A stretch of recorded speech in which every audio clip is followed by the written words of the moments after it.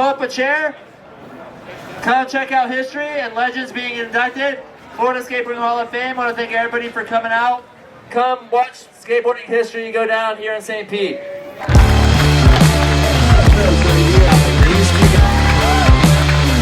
didn't think I'd build it. Yeah, they did.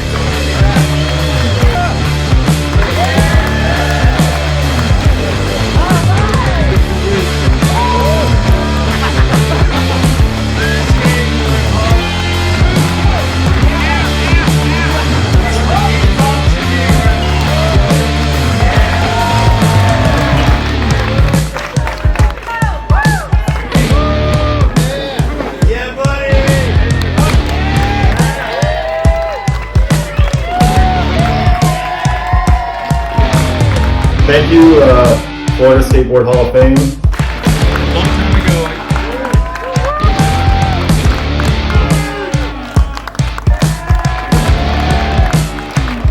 I was just telling Kris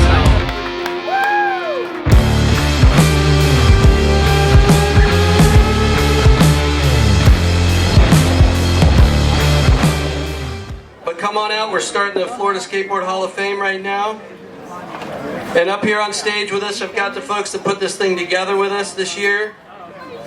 We've been doing this thing for 20 years. We started in 2002, and a lot of the same people have been here since that time frame. We've kept it going every couple of years since then. As our tradition, we took a couple of years off with COVID. We're back, and we're very happy to be here today in St. Petersburg, and we appreciate everybody helping us to get it here this year. The existing Hall of Famers are here. Please stand up and be recognized. I'd love to see everybody who came out and represented.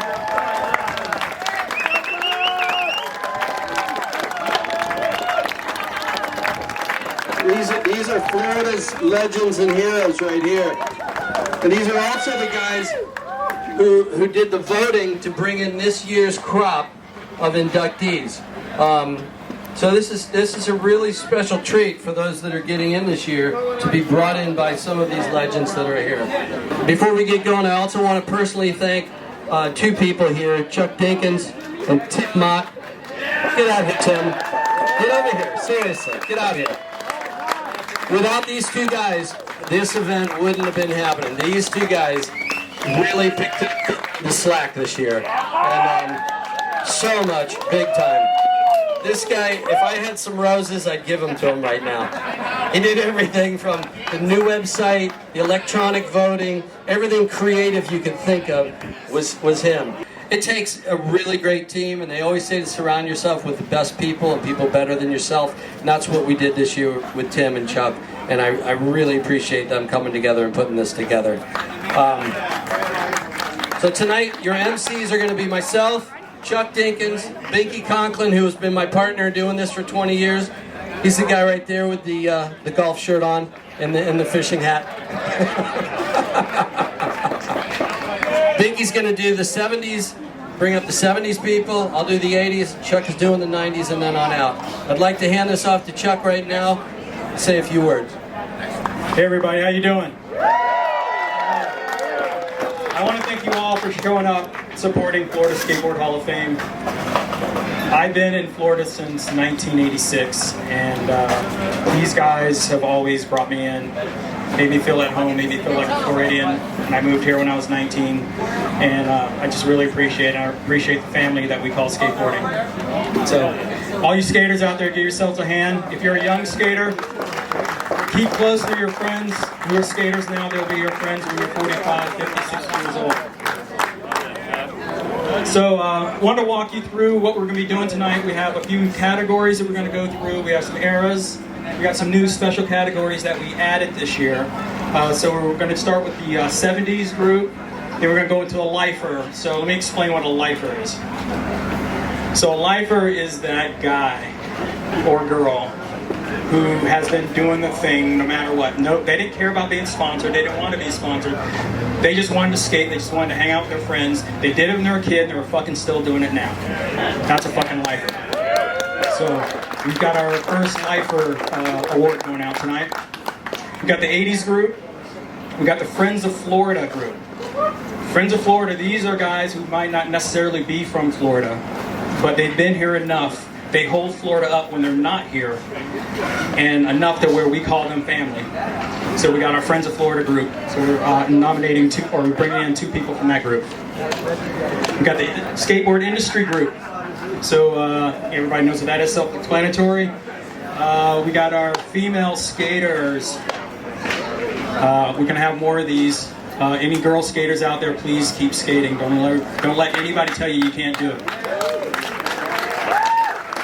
We got our 90s skaters after that, and then we have our special Dave Ellis Award, which is for DIY skateboard park innovation, anything skate park technical or innovative. The person's going to be able to get this award. But we want to give it to Dave Ellis first because he was our guy. He was our friend, he was our brother. He's not with us anymore, so peace up to Dave. And this award's going to be for him forever. So I want to kick it off to back to Steve and Vicky.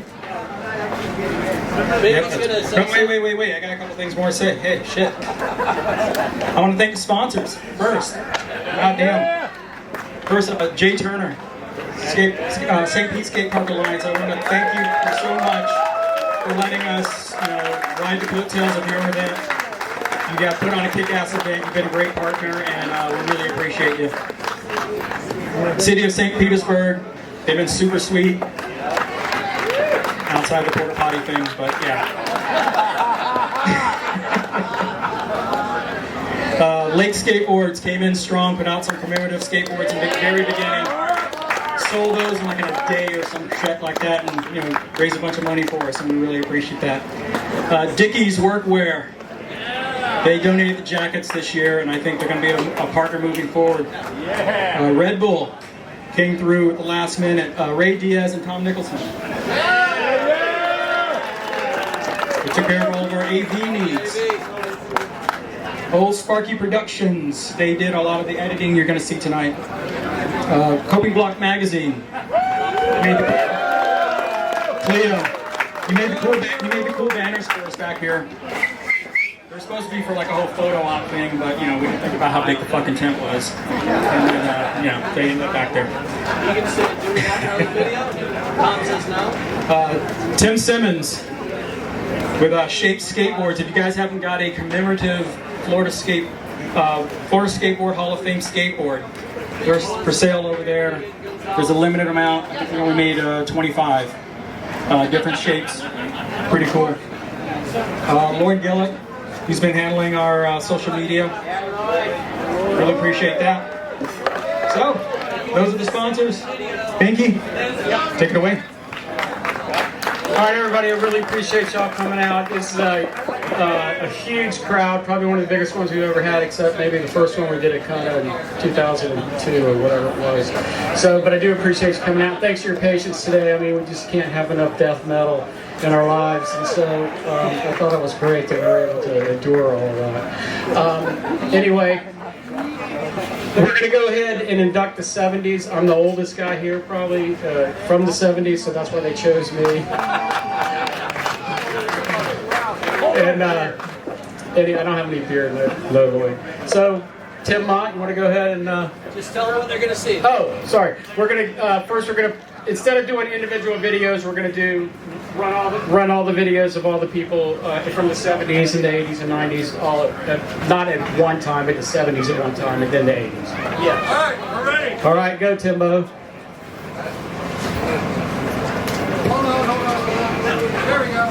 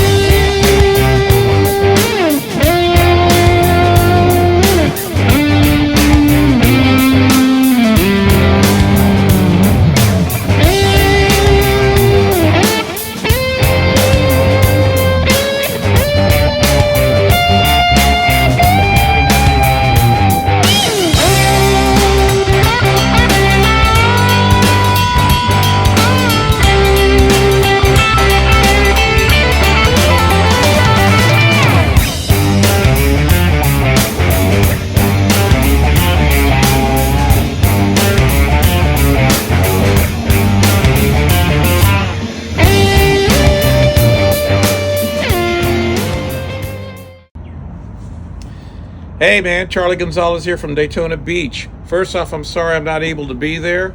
The dates changed, just collided with me having out of town or out of the country family come visit us, and I couldn't make it. So sorry. But it is my honor today to induct a guy who is truly a brother to me. When this all started in Daytona Beach back in the mid-'70s, we skated, surfed, and rode motocross bikes together. David Narducci looked like a little unopposing kid, but when he got on his board, he was a fast skater who could do it all. Dave had stylish forms in pools, banks, half pipes, whatever it is, slalom. Some of the pool locations we did do photo shoots in may have been involved in some minor trespassing, but you can ask Dave about that during the after party. Our team, which included Bobby Mandarino, Clyde Rogers, Kelly Lynn, Dave's sister Jeannie Narducci, and of course myself, are already in the Hall of Fame. We have one missing from our team, David Rodriguez, aka Turkey. Remember his name for the next round of voting. We're so lucky to get the first skate parks built in America in Daytona Beach, and at one time we had 3 of them.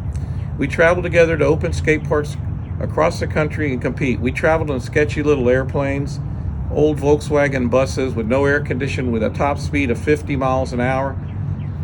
I don't understand why people like them Volkswagen buses to this day. I hated them. But we're proud to be part of the skate culture that continues today.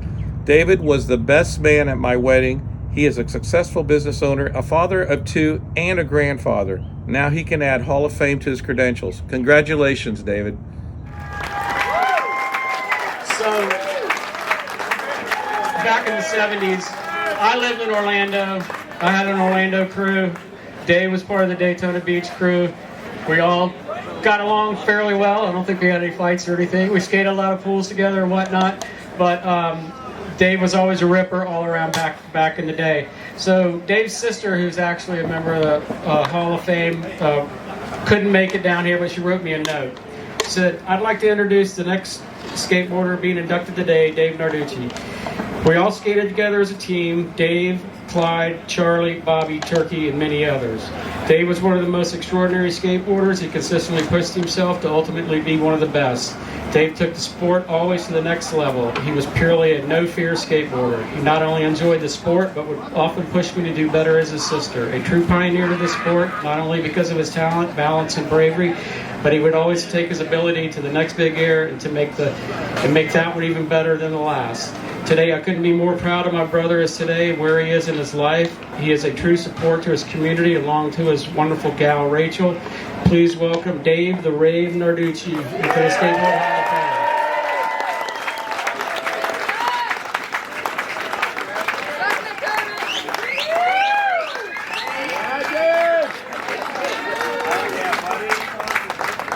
Thank you very much.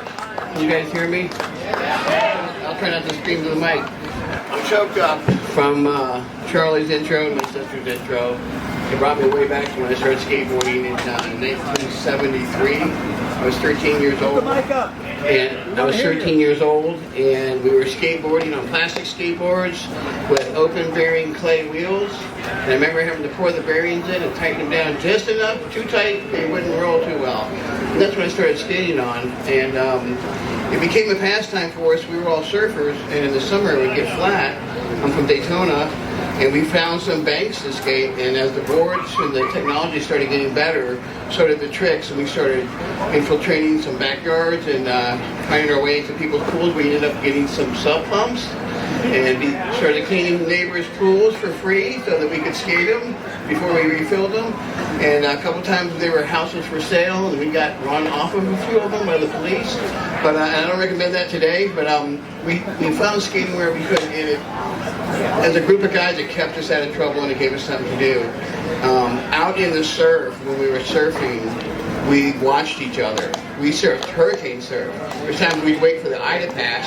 We'd paddle out with the onshore wind as we shaped the waves. And we're going out like 5 breaks out, 5 sandboards out, which I don't know, 1/8 of a mile, 1/4 of a mile.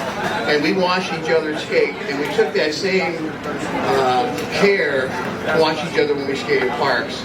We did have some injuries. I saw Clyde break his arm in California. I was 16 years old, and 5 of us went out in my Johnson pickup truck and skated a park. I forget the name of it now, but Cape Topia was where Greg Weaver was first filmed on those new wheels. He would do the park tectonics, were they? And he was doing a little one-wheeler front side. And so we wanted to skate the same park.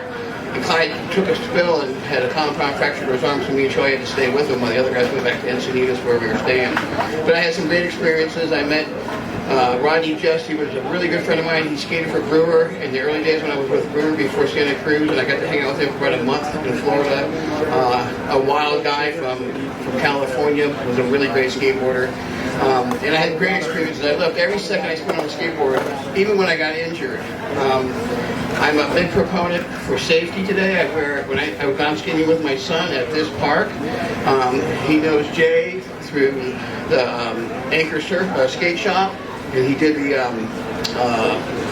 camp with them, which was great. And I got to go on some of the days at the campus skate with them, and we wore pads, we wore helmets, because I got injured a couple times too by not wearing pads and helmets. So I push it very big today, and I was one of the skaters who didn't wear them back in the day. I see some skaters today the same way, but I want all the young people to know that it's okay to be safe on a skateboard. But today I have a little lip in my hip from skateboard falls. Anyways, I'm grateful to be inducted into the Skateboard Hall of Fame. I'm a big fan. I'm going to continue to come. I'm not going to take up too much more time, but I didn't think I was going to live this long. Thank you.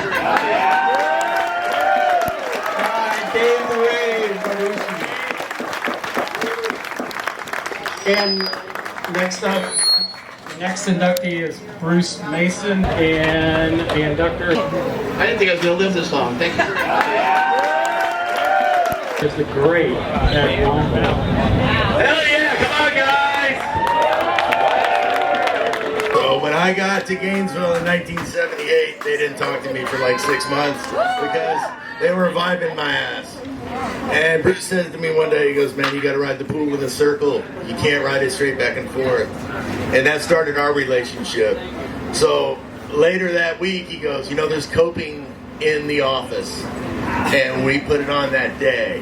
So that coping you guys saw was put on, like, I don't know, we had 15 minutes to figure it out. And the epoxy, and that's what it was. It was awesome. So I lived in a dorm at the University of Florida, which is 5.5 miles away from the park. Bruce lived 1.5 miles from the park. And I convinced him every day that it was on the way to pick me up at the dorm and take me to the park. He always had a big fatty, which really and you always had a steamroller to use it with. So we would have a big time. One day the neighbors caught Bruce jump starting his car for the 15th time, and his mom bought him a new battery. So he says, man, it's got a 60-month warranty on it. So he put a kick-ass stereo in this little primer silver Toyota. It was a Corolla with 2 doors. This was a beater piece of shit. The Gray Ghost! And it was a jamming stereo, and the stereo was never turned off after that. We could hear it between albums in the park, in the parking lot. We could hear the fucking car just rolling. So Bruce is a surfer and a skater, and always will be. And he was surfing and skating. This was how many years? 5-10 years ago. He comes home from skating Kona, the big ramp, right? What it's called? What is that shit called? The big ramp at Kona. And he goes to his wife, he goes, I don't feel so good. And she makes him go to the hospital. And a heart bypass later, he's now still with us. He had almost 100% blockage, and he survived, and now he's still a badass.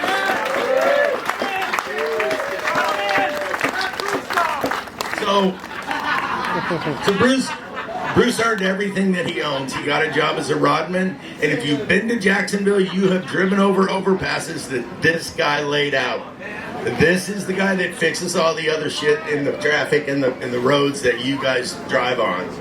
So I just want to say that I'm going to read this because I'm not going to read anything. I'm getting to it. So we skated doubles. Meronek made me do this. What does that make you do? Oh, I have to keep it short. I'll talk all day. So we skated doubles, and somehow or another, he trusted me, and I would do an aerial on the first wall, and he every once in a while would do a grind underneath.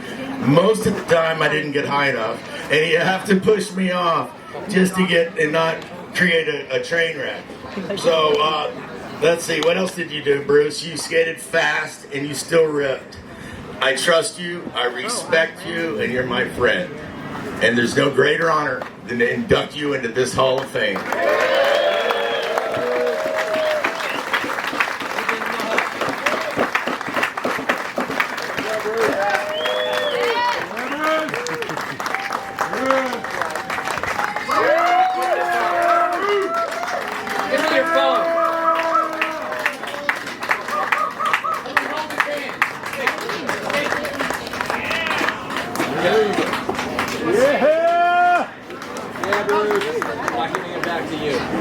I've always said to myself that I'm not really sure. You gotta hold the mic right to your mouth. I'm not really sure if I deserve the body any more proud than I am right now. And one thing that I want to say, I don't want to talk a whole lot, but I grew up in Jacksonville, Florida. And in '76, we moved to Gainesville. In '77, Kona opened up, not a mile and a half from where I used to live. And let me let you know, I was pretty PO'd with Mom. A year later, Phil Kiokio built Sensation Basin. And some people called it Sensation Basin. Raging Basin. He gave me a place to stay out of trouble in the time of my life that I would have probably gotten the most. And Phil, I thank you greatly for that. One other moment I want to share with y'all that really brought it off. About 2014, I was walking up to the skateboard park in Atlantic Beach with my nephew. There was two young guys behind me, and one of them said to the other one, "You see that old man there? He kills it." And my little nephew looked up at me and goes, "Bruce, I'm talking about you, and what could you do but smile?" Thank you all. Bruce Mason, everybody. And the next, I can't even say, Dave Adams is the next inductee, and the inductee is the great GBM.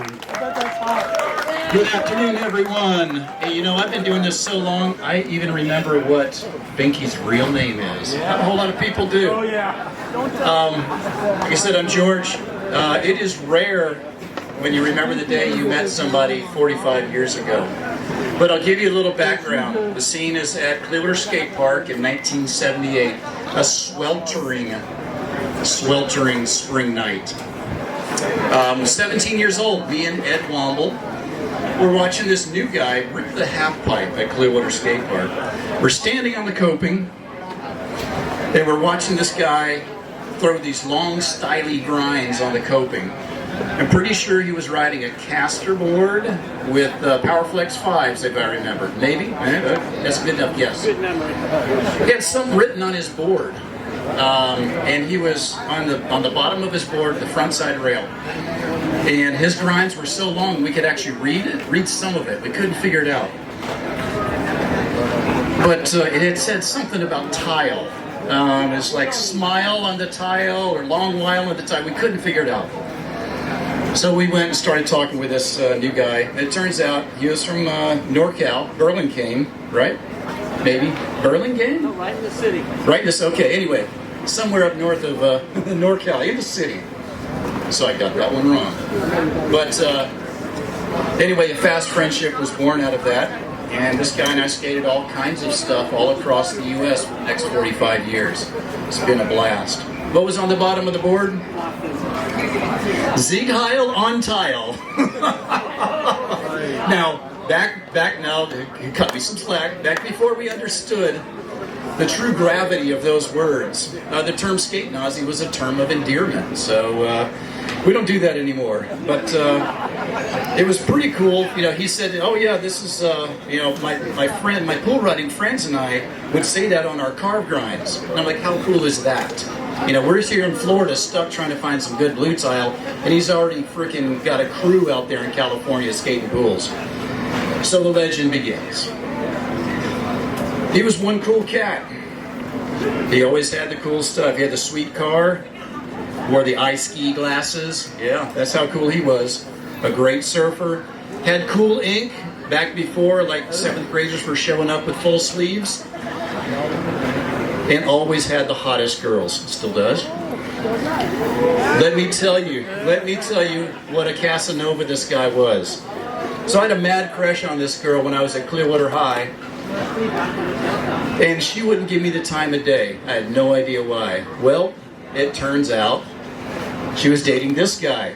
And he didn't even go to our school. That's how much of a Casanova he was. Although one time I did rise to his level, I gotta say. On a road trip through Atlanta, a set of identical twins fancied the two rippers from Florida. And so on that night I called it a draw. So, because they were... Anyway, enough of that stuff. Florida Skateboard Hall of Fame recognizes excellence and continued support of our sport.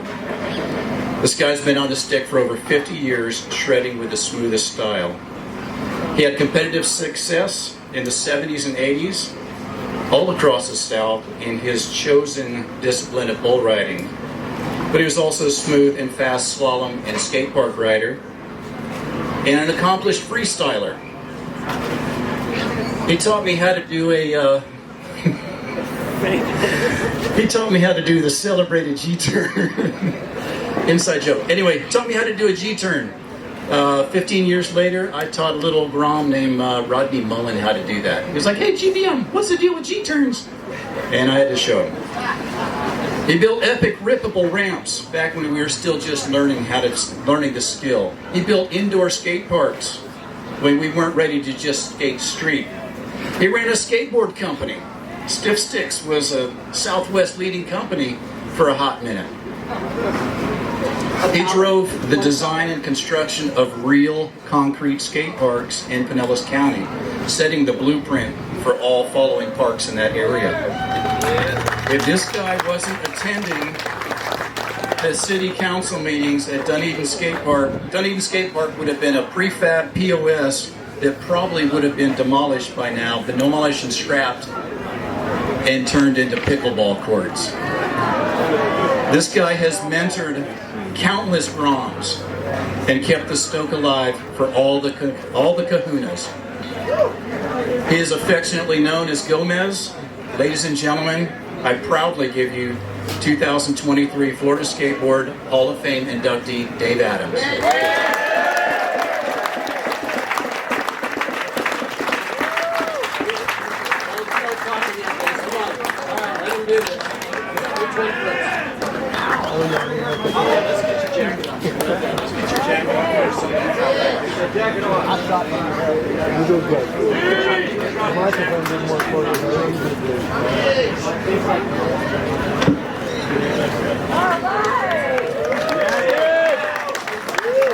I gotta get this out.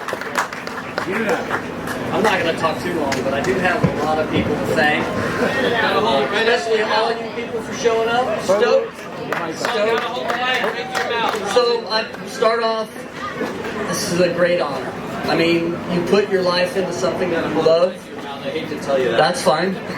But, you know, I've been skateboarding since I was 8 years old. I told many people I'm never going to quit. I've lost girlfriends over it. They said, when are you going to quit? Never. Never going to stop skating, never going to stop surfing. But I want to thank these guys that do all this work. Dinky, Steve, Chuck, Tim Mott. These guys do the best thing for this sport that you can do. We're all here, we're digging it. So, I'm going to start off and thank my original skate crew in San Francisco. Curtis Brazes, Tim Murdoch, Darren and Tracy Miller. Those guys and I would skate everywhere, every day, everything. We found pools, we emptied them. We found about 4 pools in the city. One that you saw the footage of was the Jungle Bowl. I emptied that thing, and that was in the gnarliest part of town you could ever go. You didn't go there. Went early Sunday mornings, early mornings. You didn't want to be there in the afternoon and late day. So, I'd like to thank the 3 families that built Clearwater Skate Park. The Yantises, the Hubers, and the Kirschers, and especially shout out to Muriel Yantis, who took us under her wing and treated us like her own kids. They drove us all over to contests, and we became a family. Clearwater Skate Park team was a pure family. That's right. And my teammates, George McClellan, one of my best friends, and I couldn't say enough about George. He's just the greatest guy. Ed Womble, another dude that I just can't see him enough. Whenever I see him, it just puts a smile on my face. I'm gonna go with, George's brother John, another great kid. My good buddy Pat Parker, that he and I skated together when everyone else seemed to quit. Pat and I kept going, and we built the ramps together. Unfortunately, my buddy Pat passed away about 10 years ago from a brain aneurysm, and I miss him dearly. We also had Jimmy Marcus. Jimmy was about 6 years old when we were all 17, and he was just the coolest kid. His family is the best, and I love them. Mike Kosha, Tim Hubbard right there, another good dudes, Clearwater Skate Park team member. Just some really good folks, man. And there was Jeff France, that we call Raph, Todd Soundgrath, and we actually had Saturday morning practices where there was a Clearwater team that George was the captain and I was the Dunedin team captain, and we actually went at it. Slalom, skateboarding, freestyle, and it kind of cut the competitive edge with us. It was really cool. I miss those days. Those were cherished. So I'm also going to say, George and I did this trip across country. We went to California. George entered the Big O. I didn't have enough cash to do it, but I skated with Shogo in the keyhole and skated the 3/4 with him and just had the best time. George and I skated in Atlanta, went to Denver, went into Southern Cal and skated all the parks we could. We hit Paramount, which was just the biggest shit you'd ever seen. Made the basin look small. Made the basin. Spring Valley was the first one we hit. Coming across the desert, came in and hit Spring Valley. All right. So I'm super proud of the things that I've done to help skateboard. What I could do to give back to the sport, to get the Dunedin Skate Park built was really a crown moment. It took me 9 years of going to city commission meetings. It warms my heart to see that park, but even more, the kids that came out of there, like Nick Wallace and Brennan Campbell and Miles McKinney. When I see those guys skate, it makes me happy. I gave back and it developed.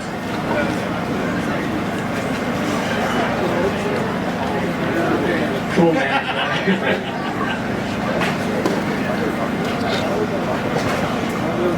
Well, yeah, I'm just going to say one last thing, before I close out, but, there's some other guys that we've lost, like Tony Simotis.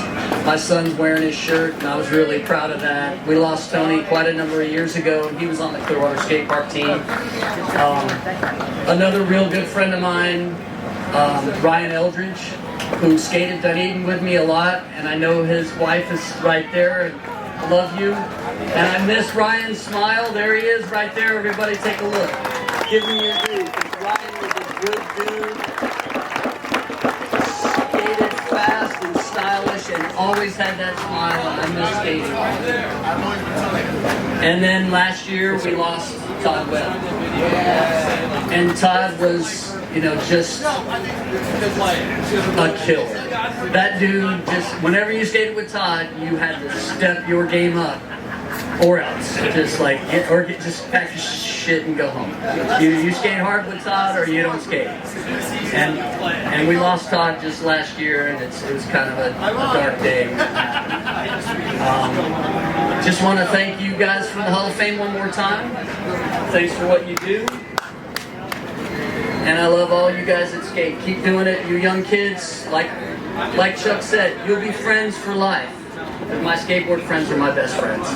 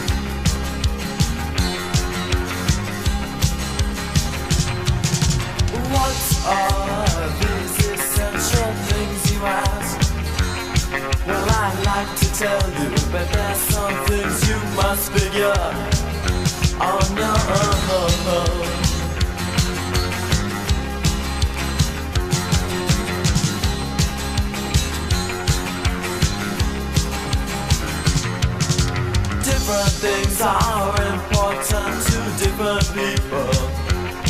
You might want a new life with me. I don't want that new life. Mine's fine with me.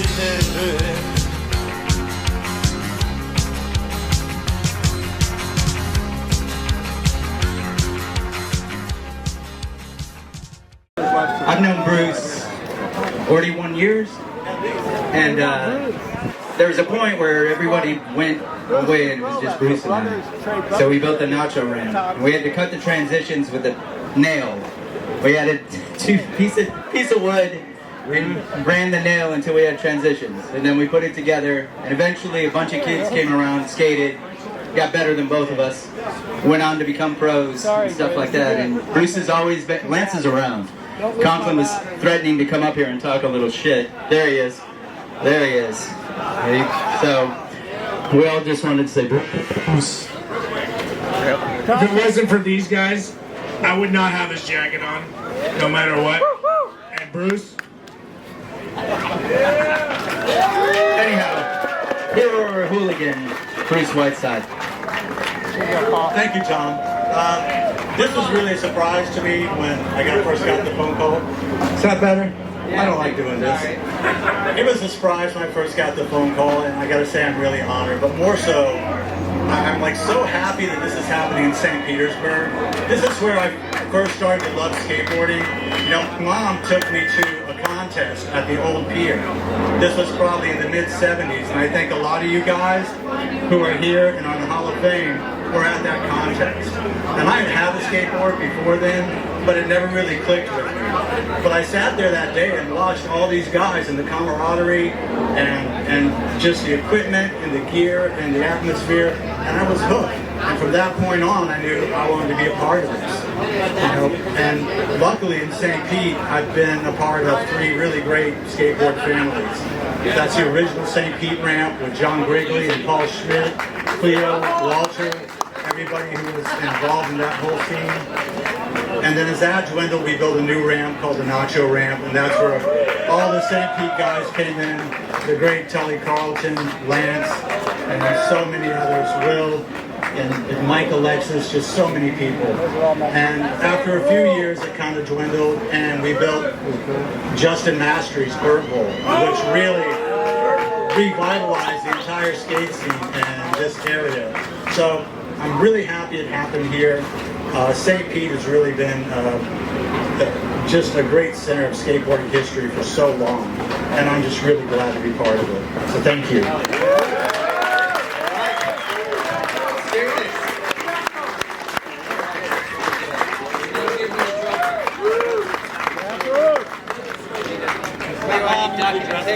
That's right. Yeah, hot. All right, let's hear it for Bruce.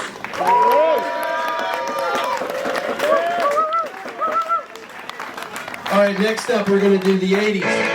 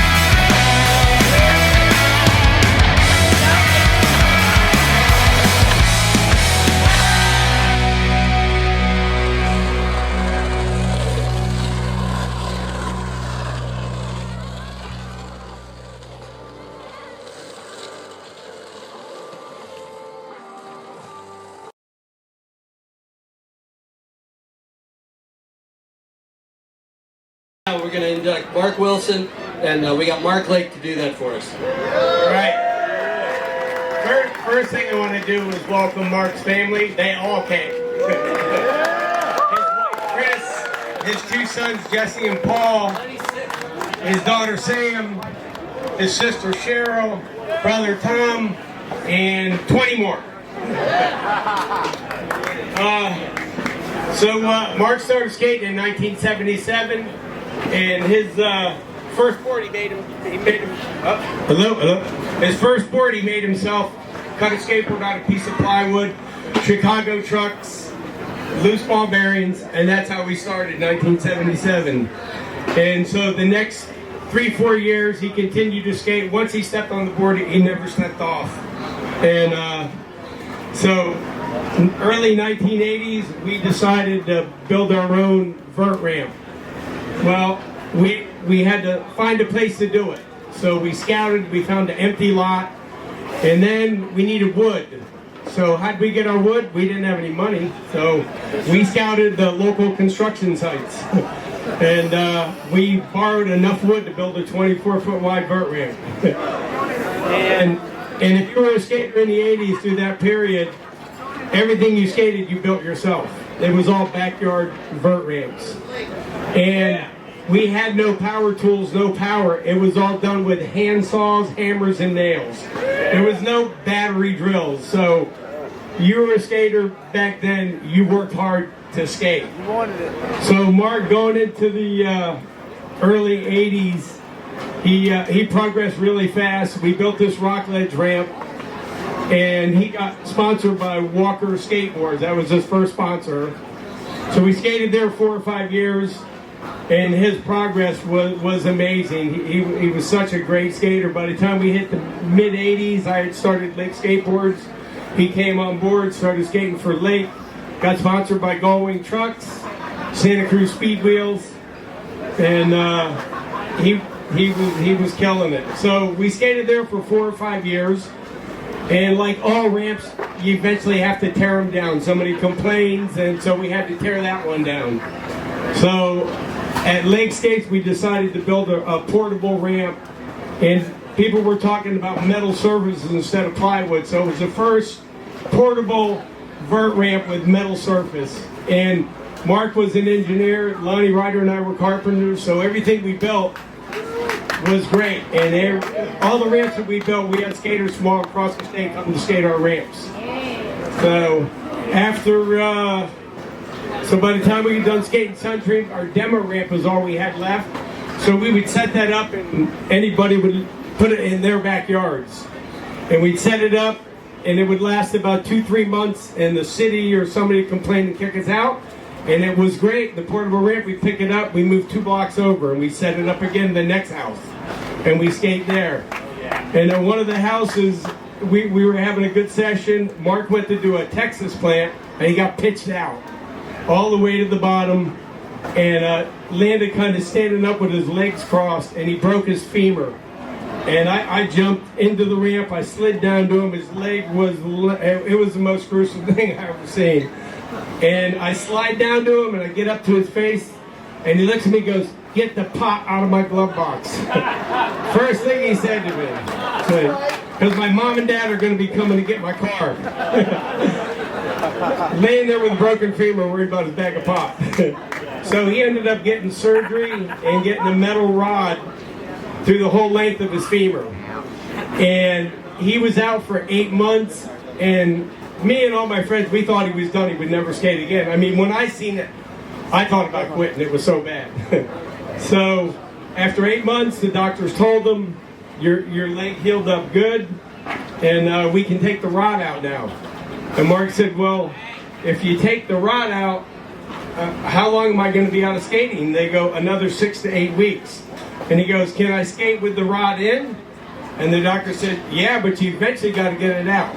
So he left the rod in, and he came back and started skating. And the amazing part of the story is, before he broke his leg, he was doing 5-foot, 6-foot airs. When he came back from this injury, 8-foot airs. He did higher airs than any of us. And his Amdrax and everything, I don't know where the confidence came from, but the only thing I thought was that he thought to himself, "I don't think I can ever hurt myself any worse than this, so I might as well go all out." So with that said, Mark, come up.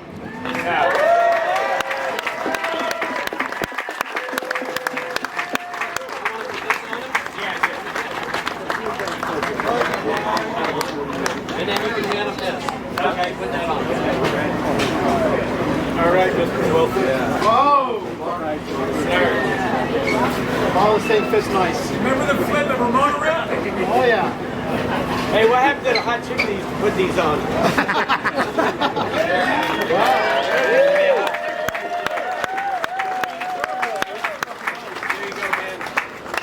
45 years of friendship, like they said, skating lasts forever. You get your friends that last forever.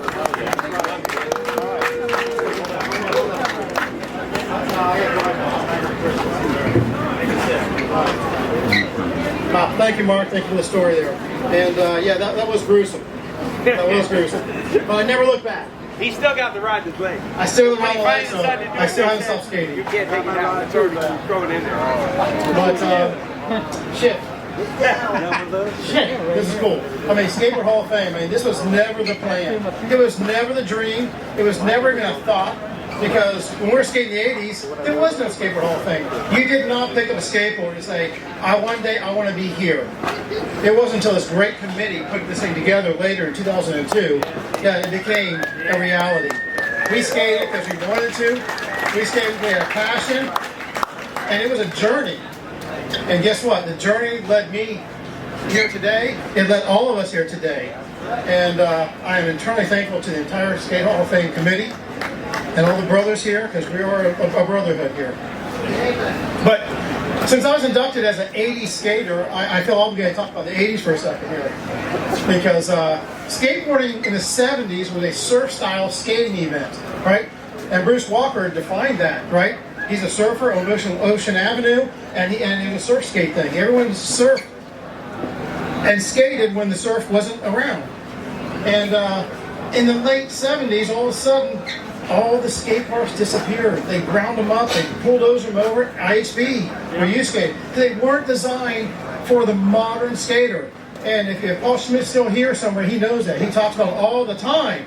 Okay, two things Paul Schmidt always says is, number one skateboard does not fit every person. Okay? He said it all the time. Same thing, skate parks don't fit every era.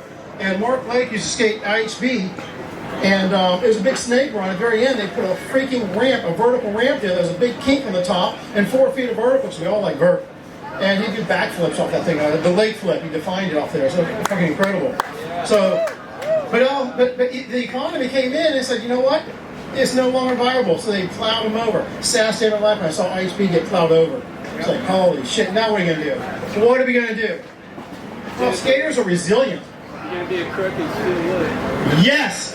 Said by Tim Payne, the best skateboard builder ramp in the world, right here. Yes. Huge props to Tim Payne, man. If Tim Payne wasn't around, we probably wouldn't be skating today. He built a hangar ramp, holy cow. 24 fucking hours.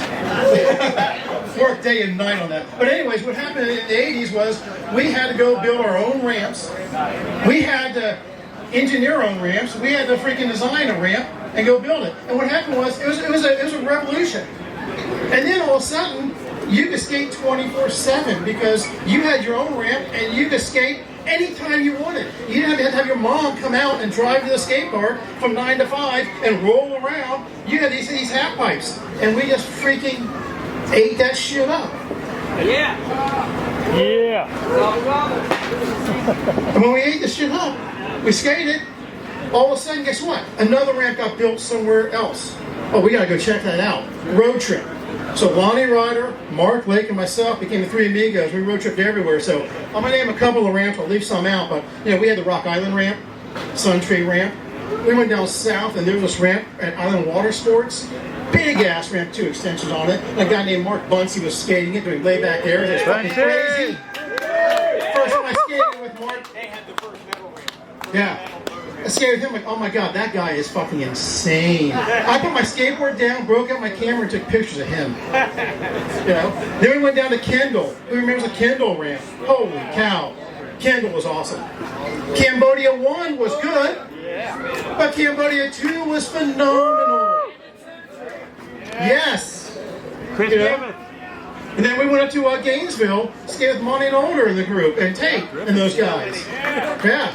That ramp is incredible. Some of the pictures in the video was me on that ramp up there. Yeah, that's good shit. All right. So, skating is one thing, but friendship's another. And skaters are always friends. If you see somebody with a skateboard, you instantly become friends. And Mark befriended me when I was 17 years old. And then a couple years later, this guy named Lonnie Ryder came over from St. Pete, this area, moved over, and instantly became the Three Amigos. And we became road tripping and skating everywhere. And I was so lucky to meet these two guys because I skated with Mark Lake almost every day in the 80s. And his rad tricks pushed me. Lonnie's power just shakes the ramp, you know. So they were big, huge influences on me. And together, all three of us pushed each other. But, you know, that wasn't good enough. Because Mark's like, hey, you know what? We're skating, but you know what? We got to get in better shape. It's like, what? We're skating in Florida. He goes, no. He goes, here's what we're going to do, guys. Break out your fucking wallet. Can I cuss here? I think I did like 3 times already. He goes, all right, what we're going to do, guys, we're going to go join Korean Taekwondo Karate. It's like, what? Hana Dul Set Yul. That's how you count in Korea. So yeah, so Mark got us to go to freaking karate practice after we skated just to make sure we're in the best shape of our life. And it paid off because guess what? Again, it's a journey and we all ended up here. I love my brothers, I love my skaters, and now I gotta give some thanks to people.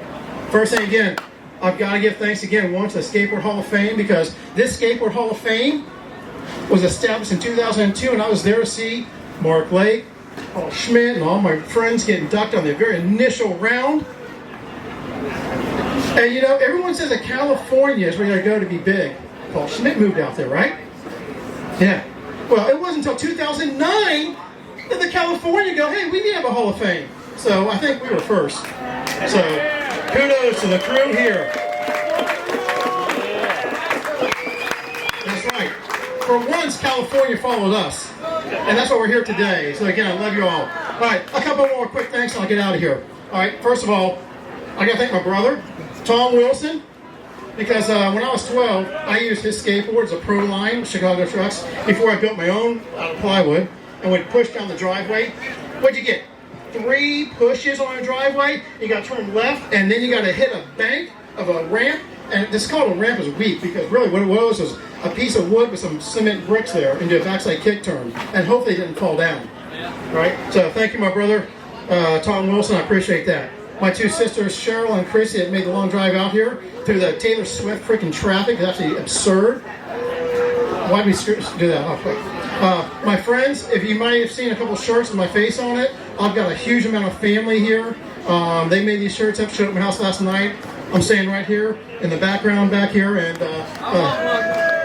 they surprised me last night, and I love them all for that. I love my wife, Kris, for coming out and supporting me through all this. And, you know, the most important thing in my life is my 3 kids, and that is Sam, Jesse, and Paul. So I thank all of them, my family, my skate friends, the Skate Hall of Fame. I thank you all, and awesome. Love you all.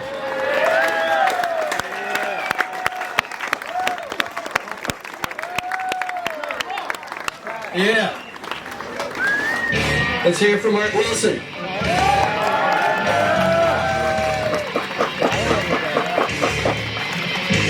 All right, here. When you speak on this thing, it's got to be like real close, like this close. To your mouth. Or else Is this good? All right, first of all, I want to thank all these the Skateboard Hall of Fame guys. Firstly, Mike Fulmer, Mark Lake, my first 2 heroes from Florida. They were my heroes before I knew who Tony Alva was. Second of all, there's a bunch of buddies out here that have done a lot of things. Bruce just got in. Tim Payne's here. Paul Schmidt, who I will talk about, who really helped us become a skateboard community. Anyhow, I'm going to talk about Super Todd. Todd Johnson.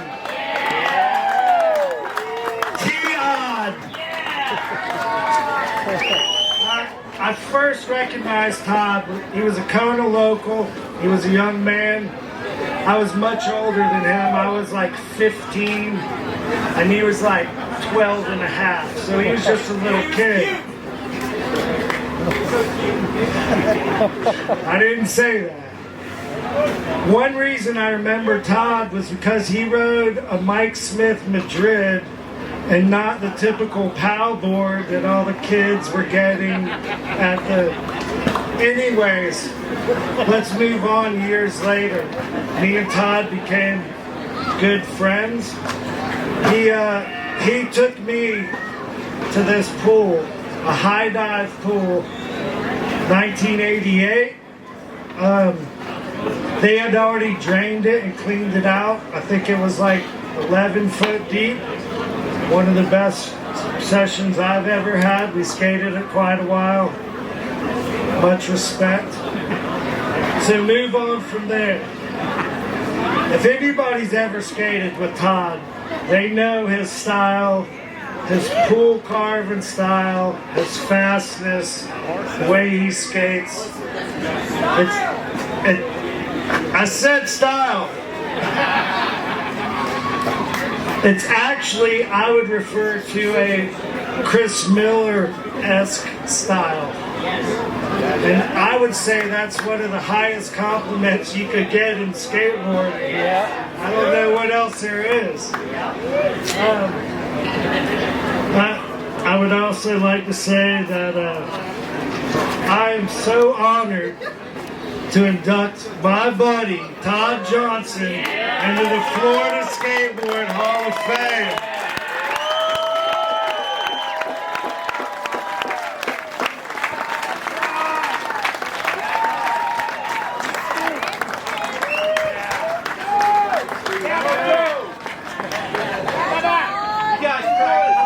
It's like a straight jacket. It's because he's so dirty. And you handle this. Drop. Hey, I love you, brother. Much respect. Todd Johnson.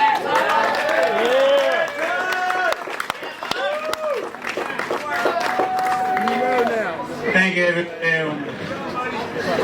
Thank you for coming here. Thanks, Steve Meronek, Tim Mott, Chuck Dinkins for making this happen. And all the other skaters who have been here before me. Yeah, come on. Take your hand off the Taking the hand off the antenna. I guess the antenna's on the bottom. All right. Yeah, we're good. We're good now. I see Sway out there, Danny, Clint, Wendy, Phil, Nikki. Come on. Shannon, Candy, Mike. I just wanted to thank, I want to start with my family. You know, my mom and dad got me a skateboard in '78. And they were there, and they brought me to Kona the first time. Probably saw Buck there. Not quite sure what I was doing or who I saw, but it was a great time, and I never quit going. So that brings up the Reynolds family. So thank you, Marty, and your family for keeping Kona going all these years.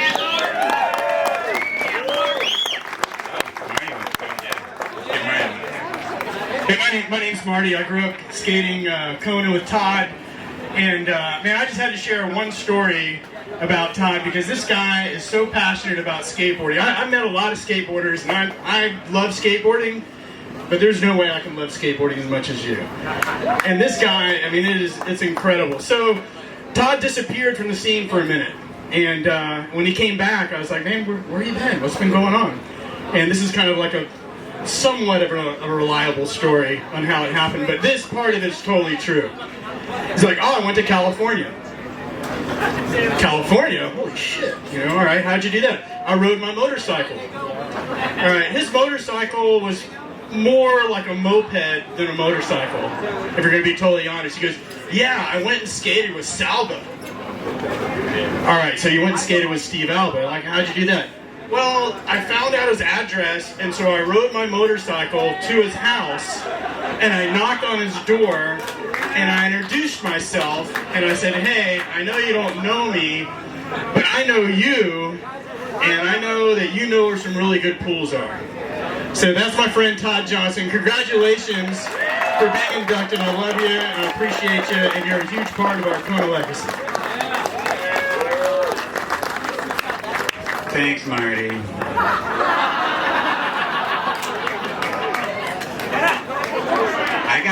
I met Salva at the Warped Tour in '96. We exchanged numbers and he called him out, and it was really cool. Next on my list of thank yous is Dan Brooks from Sunrise Surf Shop. I started working there in 1987. He took me under his wing. I didn't know anything about selling skateboards or surfboards, but he gave me a job for a couple months until my friend came in town and said, "Hey, I want to go skate." And I looked up at Dan and he said, "All right, you can go." But he treated me like family since that day forward, as did Marty and all my other friends who I can't, there's too much to say, too many people to thank. I guess, can I introduce Bill Proko now? Yeah, we'll do Lenny last. We're going to do Lenny now? We're going to do Lenny. All right, I'm going to come back up later, maybe. Thank you.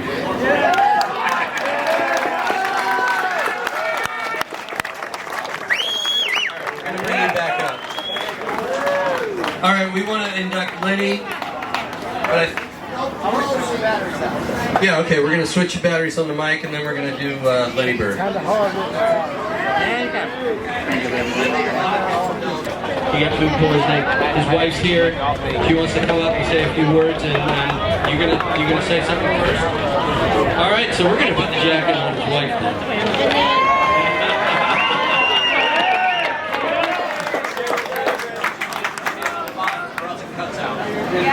All right, listen.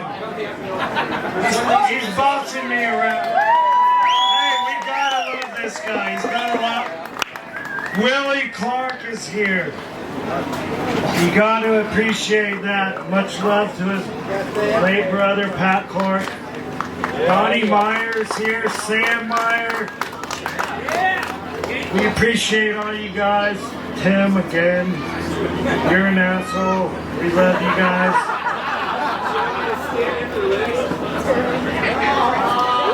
Hey, you better watch it. I was going to say his wife's around here somewhere. And there she is. His beautiful wife, Valley Byrd. Lenny got ill today and wasn't able to make it. He's actually at the hotel room being sick. We love him. Anyways, onwards. I first met Lenny in 1981. I mean, we skated together in 81 at the Kona pool. I think it was a contest. There was about 6 or 8 of these guys there from out of town, which was, in 81, there wasn't many people coming from out of town like that. And they weren't the St. Pete crew or the Tampa crew. Chuck Holtz was one of that crew.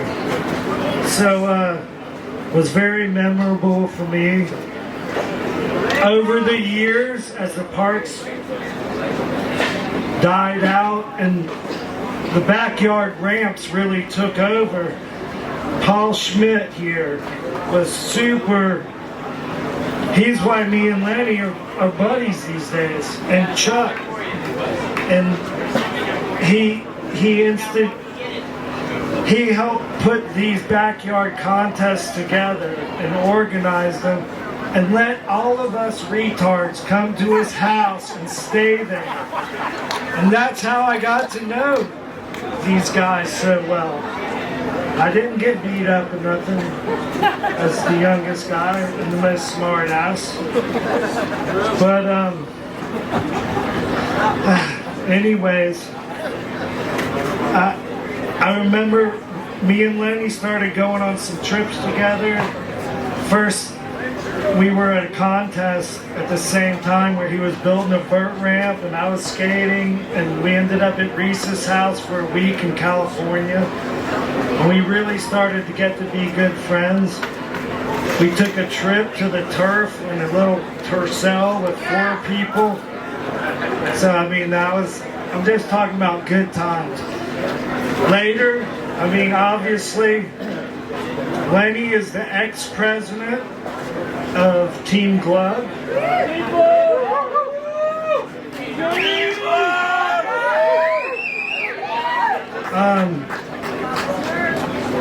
We took some trips. He lived in Colorado. We came out and visited him. He turned me on to real snowboarding, lost me in the woods. First frickin' ride.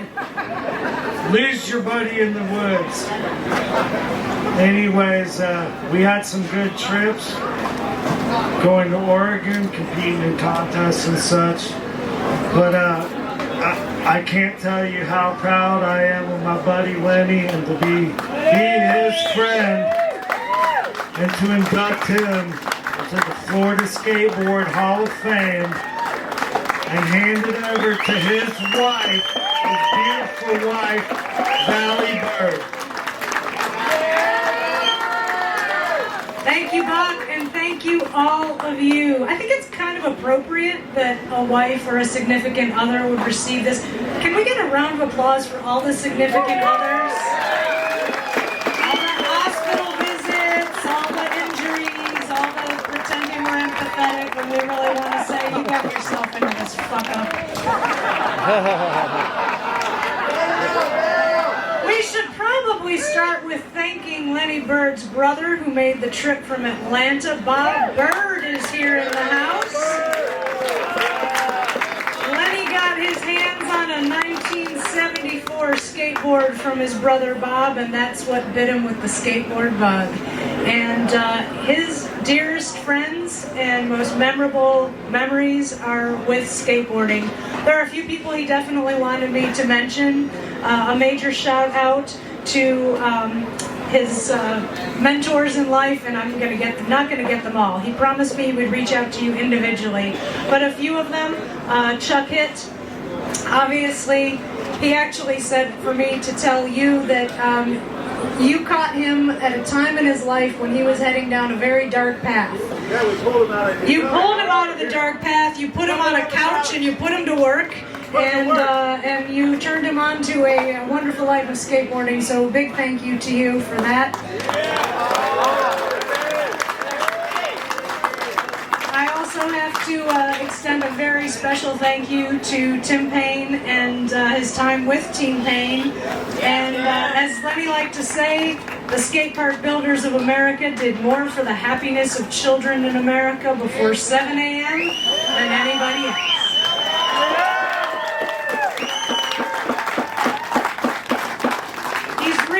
Disappointed he can't be here today, but can we, I know it's being filmed, can we just give him some love right now? Thank you all so much.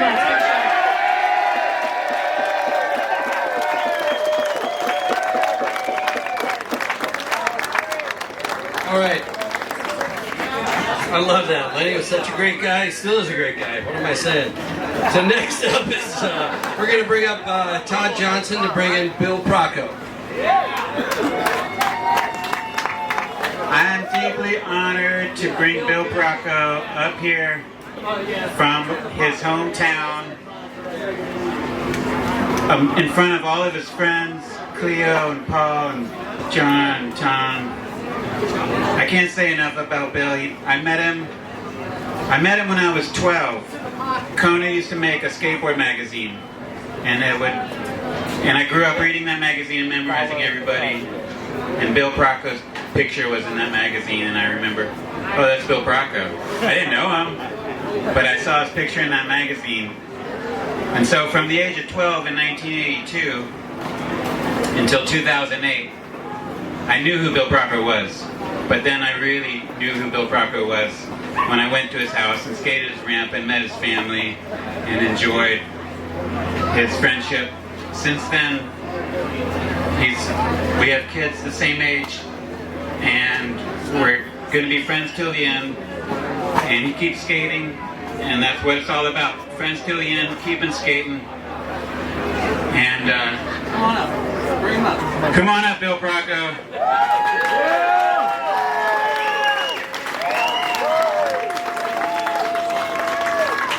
Nicholson wants to say a few words too. So, I've been hanging out at the St. Pete ramp for, I don't know, a month or so, and one day a yellow van pulled up and Proko and Mark Bustin and Egg Bowl got out. And Proko kind of looked like Superman back then. He was all like a little bit buff, had some short shorts on, hair was a little bit like, he was a good looking dude. And so yeah, remember? Fuck yeah, he is a good looking dude, let's be honest. So I remember he dropped in and I was like, oh fuck, like he can really skate. And I watched him progress to a point where like, there was one time I showed up and all of a sudden he was doing like these amazing tricks and I was like, and it was almost instantaneous and I was like, what the, he's gonna be great. And I remember he got on Vision and then was in ads and stuff and people were like, oh yeah, it's part of the St. Pete. Yeah, I know, sorry Paul. We love you, Paul. You know we love you. I never stopped riding your shit. Never. Anyhow, yeah, but, and we've been friends since then. I've known these guys, Grigley, Schmidt, all these guys, 41 years. We still text and say dumb shit and send dumb shit to each other, and I'm so glad that I met you and these guys. Yeah.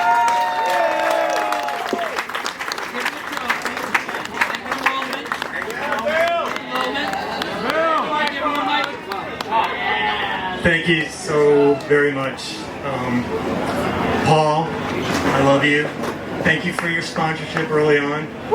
I should have stayed with you. If I could go back in time and have known where you went around the world. But it's about family, like Tom said. It's been quite a ride this whole life. And everybody here, I know some of you, I don't know some of you, but everybody seems like family always in skateboarding. It's just the way it is, wherever you go. You find a skate park and you're at home. And I love skateboarding, but it's the people. That's what I think about the most, and the lifelong friendships. Quickly, like, the 1980s was bittersweet. It started out, you know, with the closing of the parks at like 82, in this area, 82, Rainbow Wave left. And we were devastated, so, you know, we looked towards these lifeboats, these ramps, these backyard scenes, the pioneers, that kind of led to what we see here today. I mean, they were all like a part of what you see and what you have here today.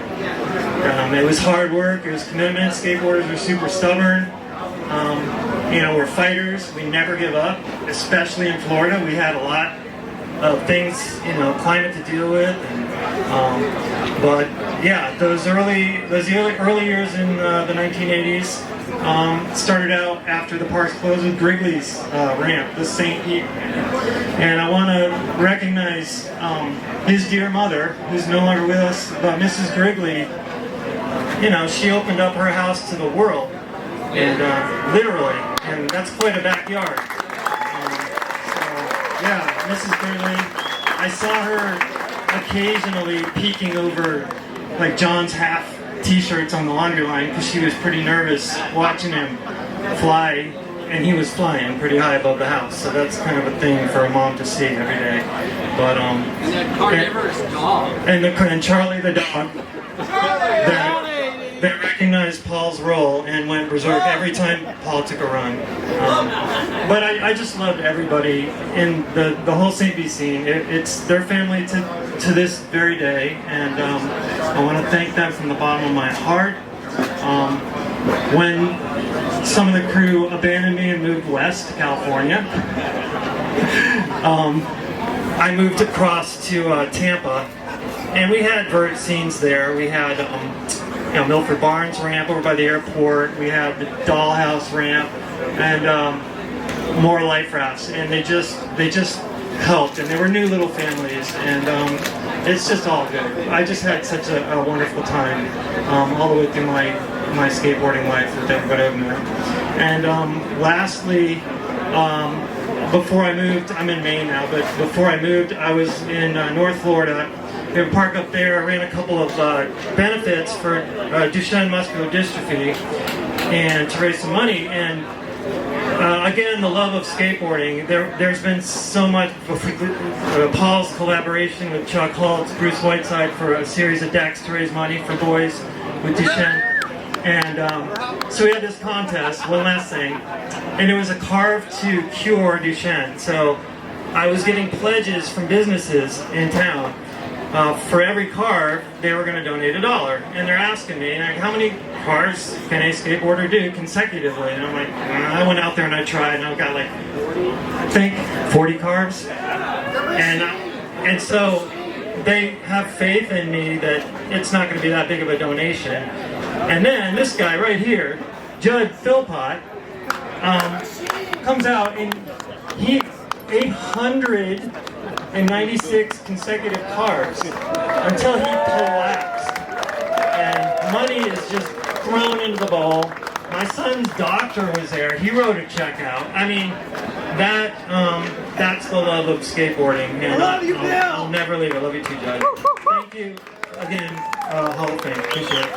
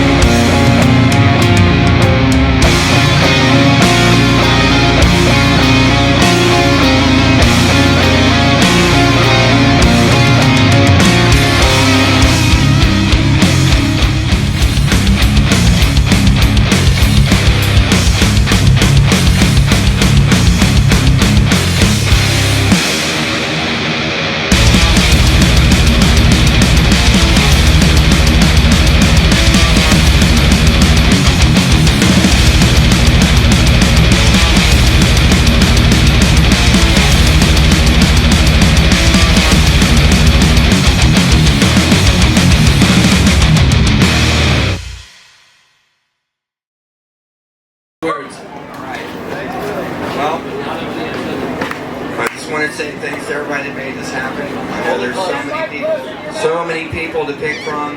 My brother got picked. When I got this phone call, I was blown away. So many people to pick from. And Pat loved skating. That's all he did his whole life. He just lost, he passed away on October 6th, suddenly in Melbourne. And he lost his son in January last year. And if it wasn't for skating, that's what pulled him through that, And the skating was, him and I both skated our whole lives, and he just, in and out of, good times, trouble, we always get into trouble, same thing, stealing plywood, like everybody around here, building ramps and stuff. We did all that, we were in Virginia mostly, then we both went to college in St. Augustine, and that's when I guess the Friends of Florida thing started, he skated Kona, and then he was all over the place, Colorado, Nats Head, Hawaii, California, but he always came back to Florida. He bought a house, he's going to be here the rest of his life. This happened. A wonderful girlfriend, Brenda, here. Brothers, nephews are out here. And just blown away, and really appreciate you guys picking my brother to be here. And rest in peace.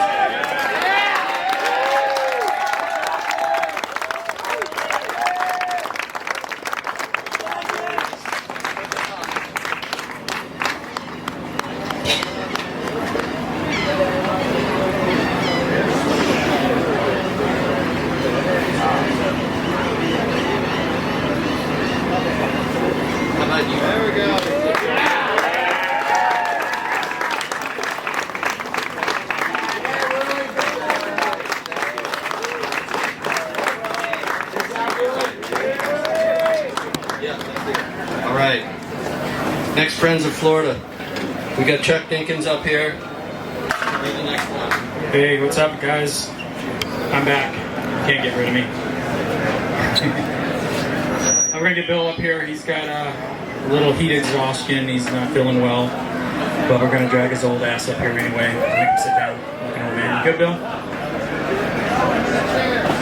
Come up here, man. We're gonna do this sitting down, me and you, just like friends. Yeah. Thank you, guys.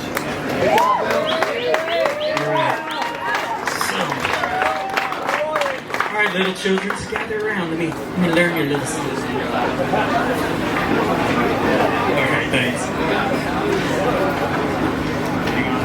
All right, so my buddy Bill Danforth here, affectionately known as the Nomad. A nomad is a member of a group who has no home, who travels from place to place. So Bill fits into that second part. He travels from place to place, but if anybody knows Bill, wherever he is his home. And anybody who's spent time with him knows that he's your family, as I know. So I'm going to go through a little bit of Bill Florida skate history real quick. So in 1974, he got his first skateboard at West Wind Surf Shop in Daytona. And in 77, he rode his first skateboard park in Orange Park. Or Port Orange, sorry. Port Orange. But through the late 70s and 80s, Bill slid in and out of Florida all the time, hanging out a lot of stuff. And then he turned pro. And he started demoing all over the United States. In about 1985, he came rolling into Memphis, Tennessee, where I live. And he was skating a demo for the new rival skate shop that opened up across town. And I worked at the original skate shop, Cheap Skates.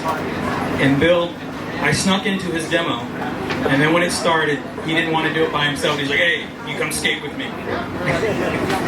So I did the demo with Bill, 1985. We've been friends ever since. He always came through Memphis. He always called me up. We hung out. He was the one that convinced me that it would be better for me to not just skate the local contests in the region, but to get out of Tennessee, go to Dayton, Ohio, go to Chicago, go to all these different places and skate in contests. He introduced me to Tony Alva. He introduced me to the whole Alva crew. He introduced me to Brian Ridgway, who promptly put me on Tracker. So, in a sense, this guy is the one that opened the door and invited me in. So everything that I've done over the last years, it's his fault. You can blame Bill. So, you know, now Bill, he ended up moving to Daytona, Florida to work on Stone Edge Skate Park. He worked there for a while, and we hooked up again there. But then after a while, you know, he did his nomad thing. And sorry, I'm losing my place here. Here you go. You know, and we can talk about all the sponsors Bill's had. He's had a few, you know, Madrid, Alva, who else? ABC. Now he's co-owner of American Nomad Skateboards. Quick plug here. Okay. Real quick plug. So, Bill and I have been friends for a long time. So, he put out, his idea was put out a split model with him and I. It's called the Unity Board. So, also you guys, I want to put this picture in your head. 1985. You remember what Bill looks like? He used to look like a skinhead. I was a skinny black kid. Really skinny. With a little flat top. And we were just palling around Memphis, the two of us, just tearing that shit apart. People didn't know what to make of us. It was funny as hell. Best friends. We were best friends, man. We're skateboarders. So, the thing about Bill, if anybody skate with Bill, you will know the heckling. Can we talk about Bill and his heckling? You don't touch your wheels to the deck, it ain't a front rock. And he will let you fucking know it. But I will say, if Bill ever tells you fuck you, it comes from a place of love. It really does. It really does. So Bill made his way to DeLand, Florida to be with his love, Krista. Where is she? There she is. And he Miss Preppy Pants. If you're in DeLand, Miss Preppy Pants, please go by. Nice plug.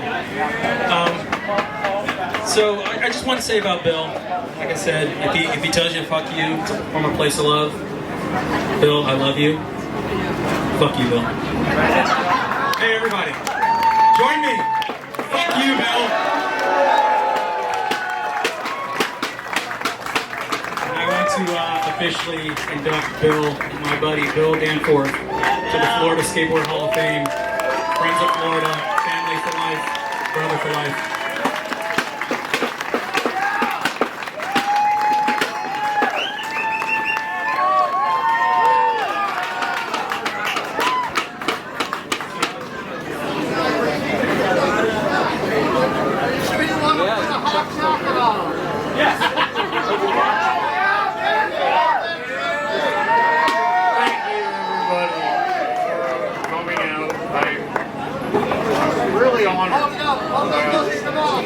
Jacket. Now I got one to wear to court. So, you know, at that point, well, now I look respectable. But, you know, all I've ever tried to do in skateboarding is have fun. And, you know, I do have to say this about, you know, Florida was the first place that I got my real first good skateboard. It wasn't one that just came out of a toy box. It was a $35 skateboard. Well, that was serious back then, in the early 70s. And then, you know, Skateboard City opened at Fort Orange. It was the first skate park I rode. I rode to Mocha Moon first. That was a nightmare. I'm sure you all know it. You know, I mean, there were creepy little trailers and crap around there. But... Go closer, Bill. Okay. Well, y'all should know that place was creepy. But, no, you know, Florida, what I've always liked about Florida is the fact that you guys have always done it on your own. You don't follow anybody else. You know, I can sit here, I mean, Paul, oh my God, biggest skateboard innovator ever. You know, the Ramos family. keeping a dead skate park open for as long as they have, and it's still like that. I mean, really, the Reynolds family has done so much for Florida skateboarding to keep the legend alive. You know, you even go back further than that, like Sean Petty built the Petty's pool. Nobody was doing that shit back then. He did. Clyde Rogers, Whiteside. Everybody in Florida was innovators.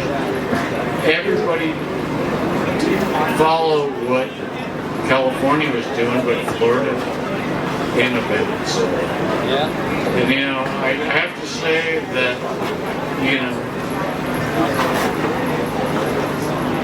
nobody can ever say anything bad about, you know, Florida, because, you know, yeah, California might have gotten the recognition, but Florida fucking did.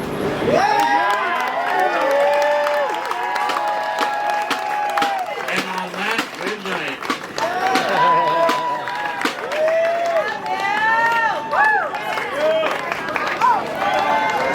Okay, let's hear from Bill Danforth one more time.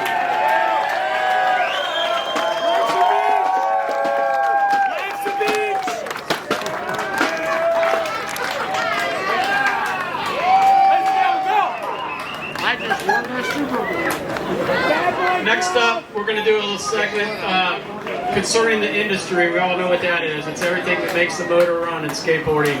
And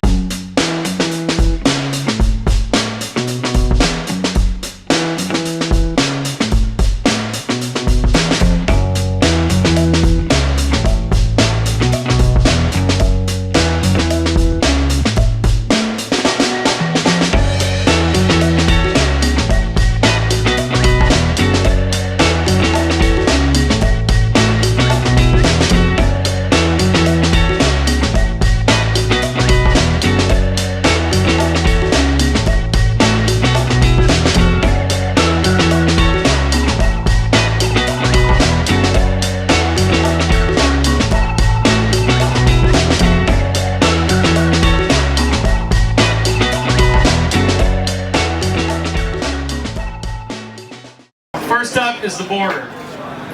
And the great Mike Rogers is going to induct them. Alrighty, everybody. Thank you for coming out to the Skateboard Hall of Fame. We're inducting in Rob Meronek and Ryan Clements. These guys have done more for modern day skateboarding than anybody ever has. We've run the Grind for Life series with these guys. We've had the most participated series in modern day history with their help. This year we might hit 10,000 entries to the Grind for Life series. So with that, we've also helped hundreds of people get to the right cancer treatments. We also helped develop world-class skateboarders. So what we've done with Grind for Life and the border has never been done before. We have global rankings for everybody, and we've done skateboarding the best that you can do it for people. And thank you everybody for coming to our events, and a big shout out to the border and Ryan and Rob for all their years of what they put into skateboarding. What they do for skateboarding, a lot of people don't even know all the extra they've done for skateboarding. So big shout out to these guys.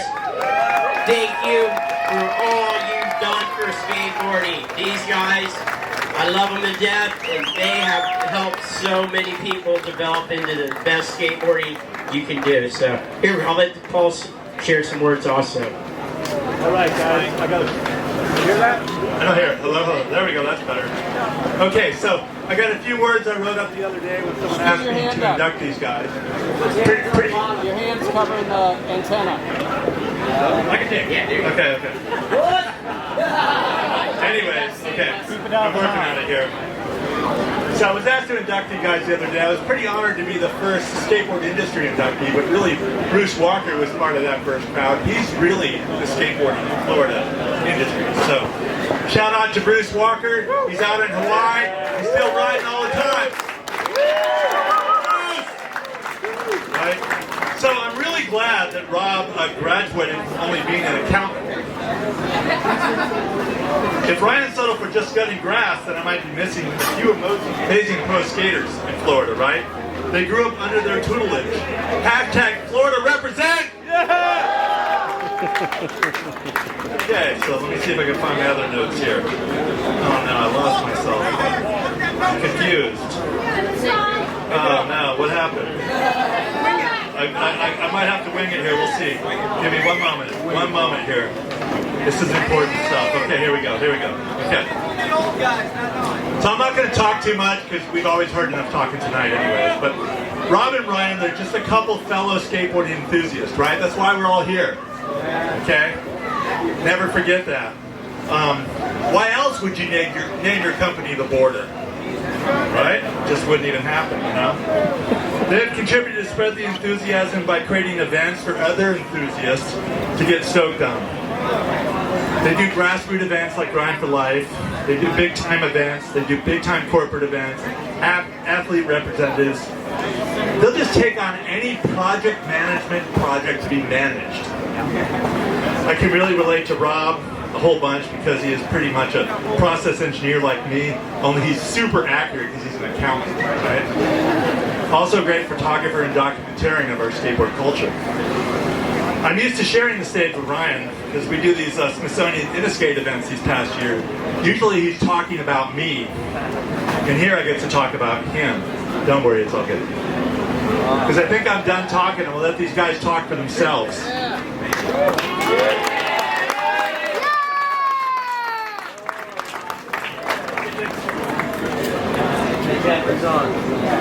Whoop, whoop. Yeah, buddy!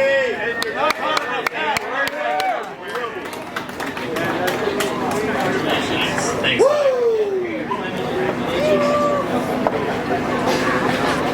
Thanks, Paul. First of all, of course, I want to just say that how thankful I am just to be here and just to be still working in the industry and using the skill set that I got before I started in skateboarding, which was accounting and software. And then what kind of brought me into it through Skate Park in Tampa when that first started, and Ryan Schaefer and Ryan Clements taking a chance on me and coming in there to bring the retail online back in the early 2000s. Ryan Schaefer, I think, really showed us that we can take risks, we can do shit our way, we didn't need to do it the way we were told we should grow up and be adults. We could do it our way, and that's how Tampa Pro and Tampa Am came to grow what it was, to be what it was. And I'm super thankful for that, and to be around those times and what it grew into today. When it came time to move on there, it was like probably 12, 13 years ago. 12, 13 years later. 2016 was the border? 2013 was the border. I don't know, but it's been like 10 years of the border. 13. 14? Yeah. Who knows? Is it?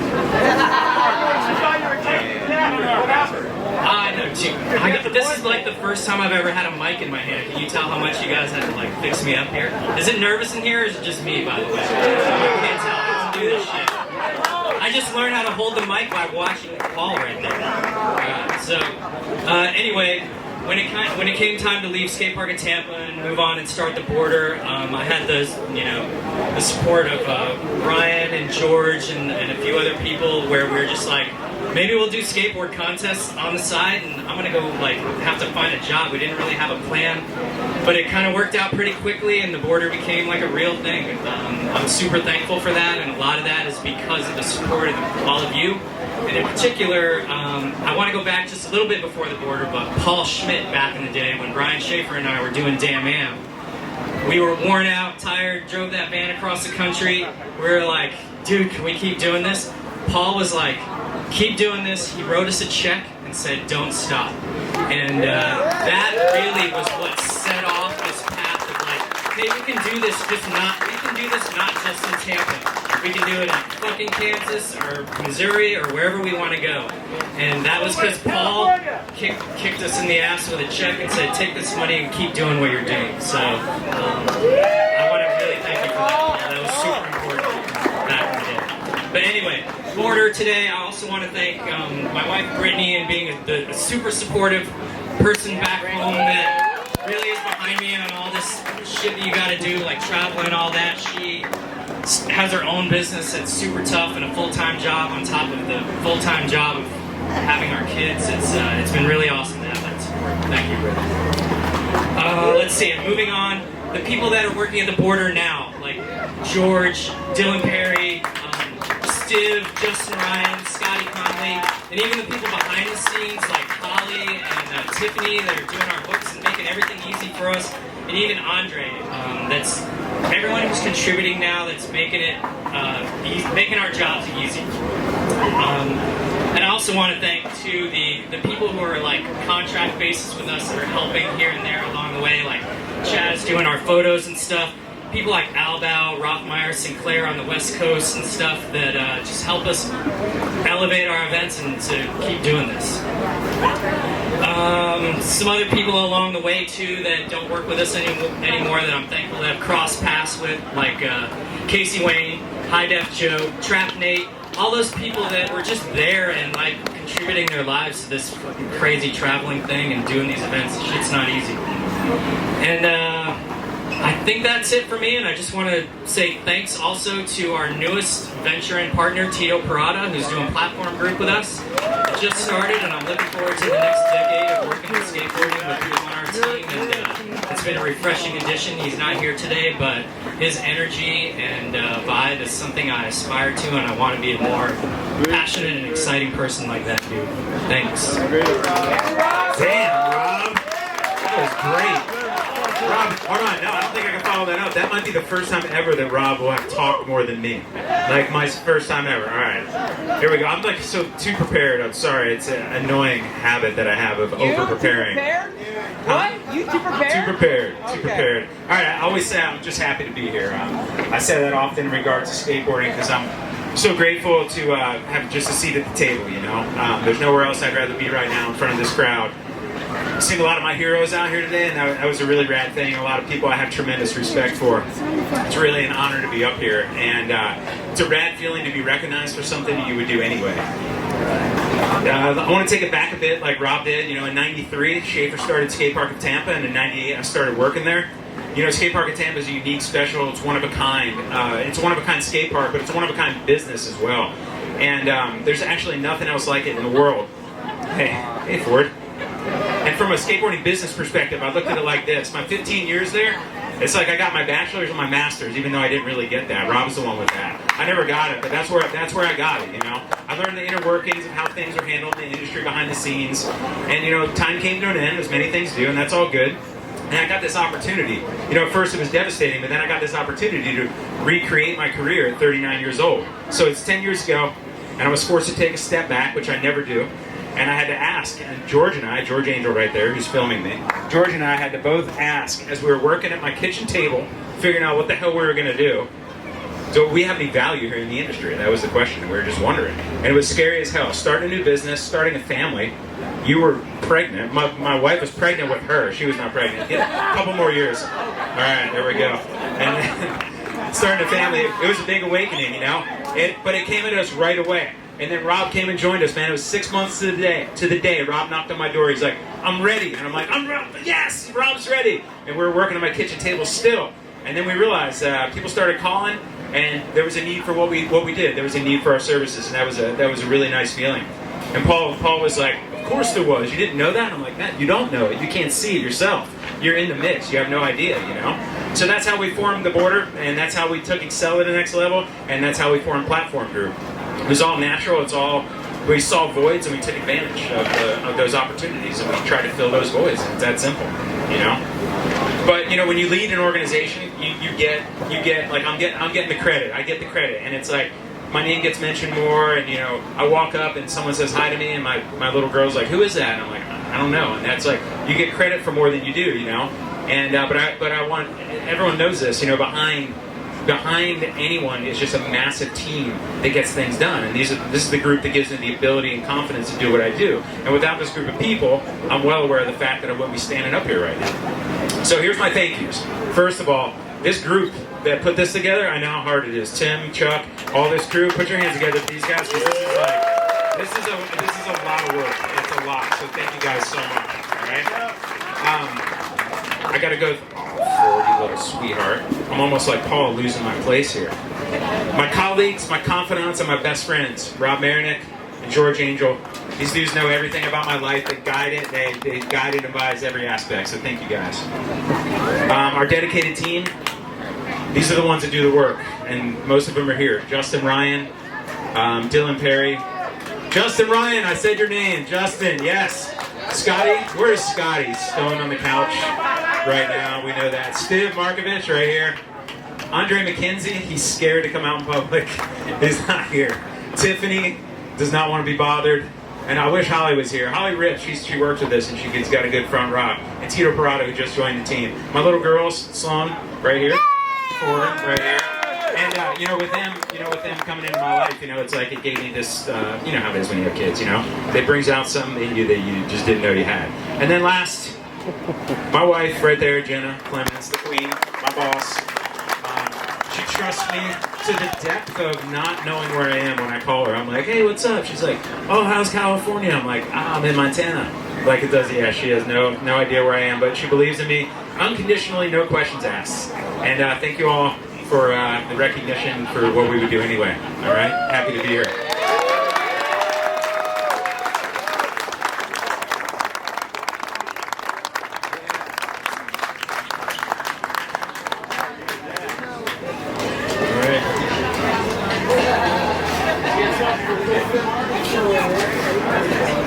Check it out.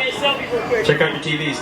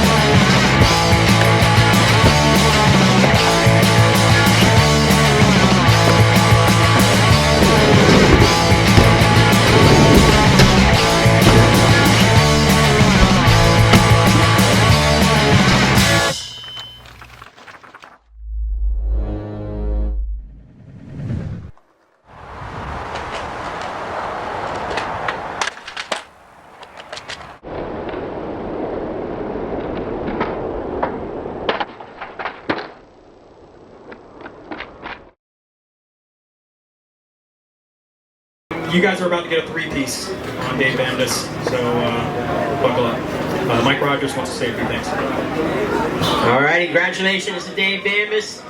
I skated with Dave Bamdas since he owned Libretta back in the early 80s.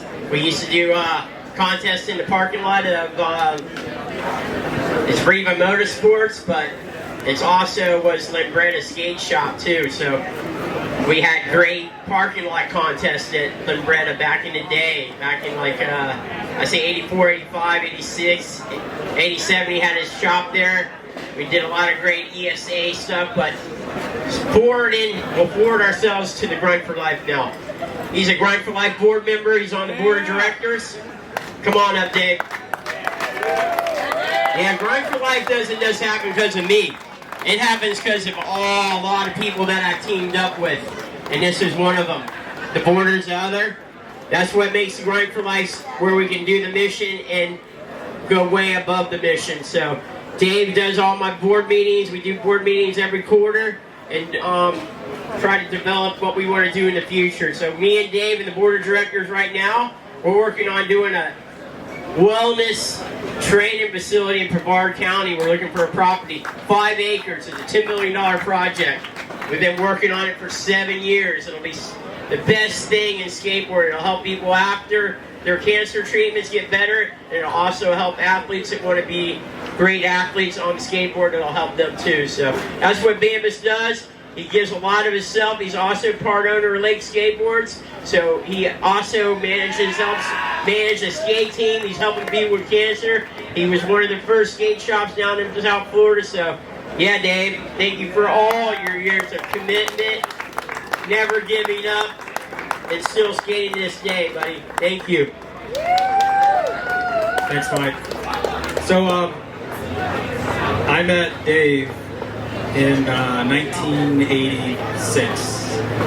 Yeah, I was living in Memphis, Tennessee. I came down for Surf Expo to meet Bruce Walker for the first time. I was a shop sponsor. I met Dave at the expo, and Bruce told me that there was a contest a Pro-Am contest in Pensacola that weekend. And if I could get there, he put me up to feed me.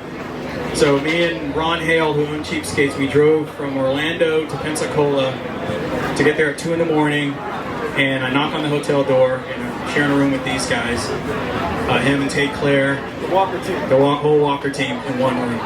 You know Bruce. Anyhow. Big budget. Ever slept on a box spring? Yeah. Anyhow.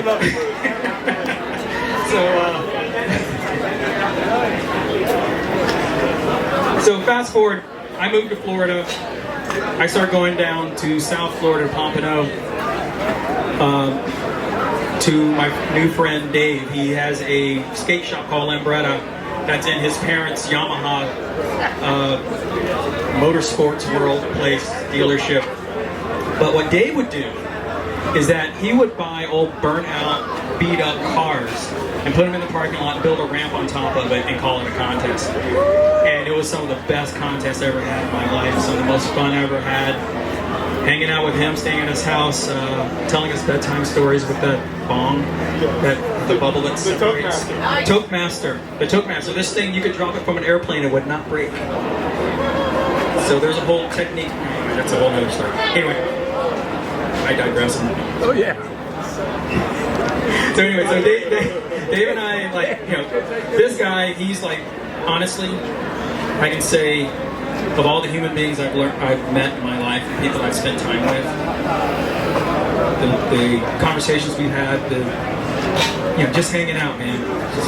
You're one of the best human beings that I know, and I really appreciate you being my friend. I'm happy to be your friend, and I'm really happy to put you in the Skateboard Hall of Fame. But I'm gonna have Mark say a few words. I love you, man. All right, so Dave's inducted into the Hall of Fame as industry. We're going to put a slash in there, and it's going to be skater/industry, because he's a skater first. He's been skating for 45 years. And the reason we talk about the industry, he's helped so many people. 187 Pads. His buddy was running that, and Benton. And he was having a tough time with it. He was making them out of his garage, and he was just told Dave he was done with it. So Dave stepped in, offered up to partner with him, and put up a marketing plan, found a manufacturer, did a good website, and within a few years, it grew really large. And then Vinton picked it up, moved it to California, and he got out there, and the rest is history. If everybody here has worn 187 killer pads or knows what they are. And Dave is the reason why they're still here today. And Vinton, yes, and Vinton, yeah. Yeah, don't forget that. Yes. So then in 2012, late, we were kind of in the lull, not doing much, and Dave offered the same thing. He stepped in the door as a partner and put together a marketing plan. And then we put together a killer team, which a lot of them are here today, sitting right there. The whole lake team that all came out today, a bunch of rippers, and so Dave has been skating for a really long time. He's got a unique style. He's innovated tricks. He's the first skater to ever do a frontside boneless down a proper handrail. And so I'm gonna turn this over to Dave right now. And he's a great friend. Everybody loves him. Love you, Dave.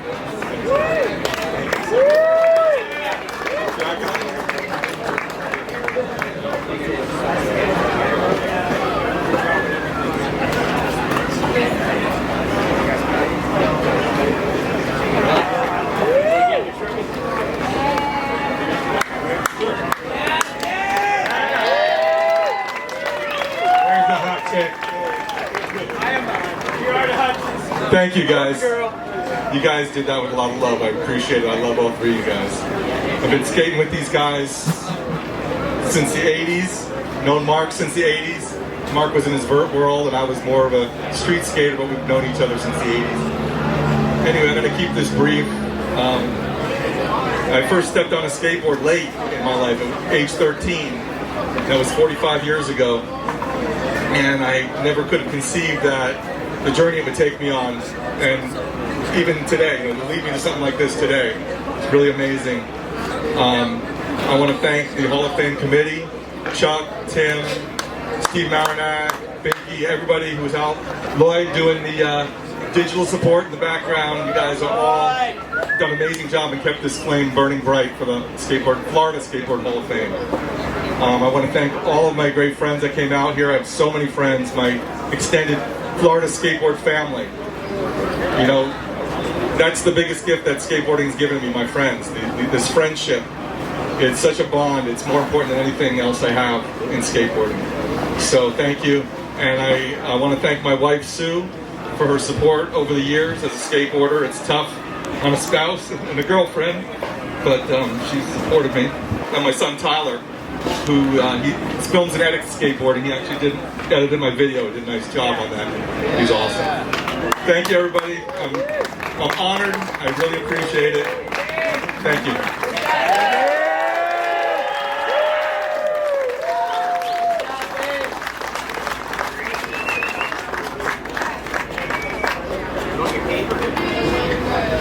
We're gonna move this along.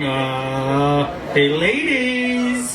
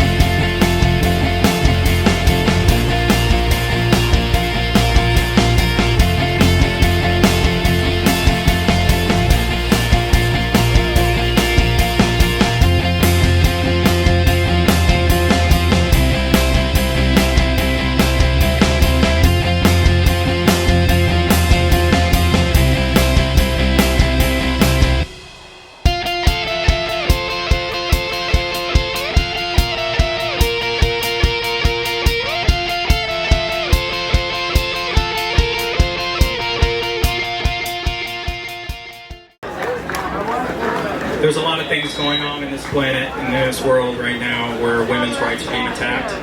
And I just want to say that none of us would exist if it wasn't for the touch of a woman. I want to thank my mom. I want to thank every woman here. And women can do anything a guy can do. And don't count them down, and stick up for your ladies. They need it.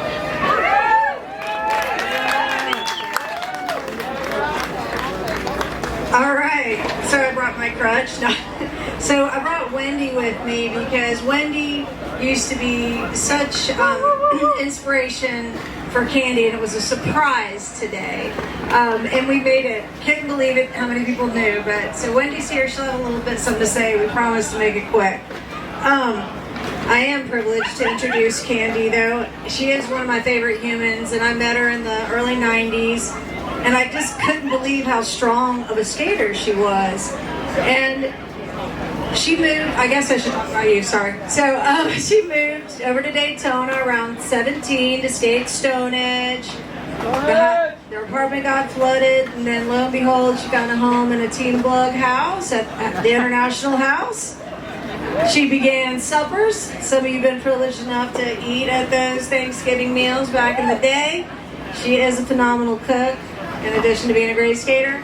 She first contest was in Rhode Island. She got third. Then she won Slam City Jam in 2000. Was invited to go to the X Games and do female vert.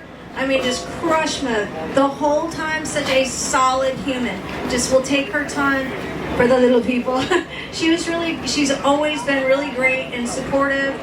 I'm blown at Wendy. You want to say? Are you sure? All right. Okay, talk for a second.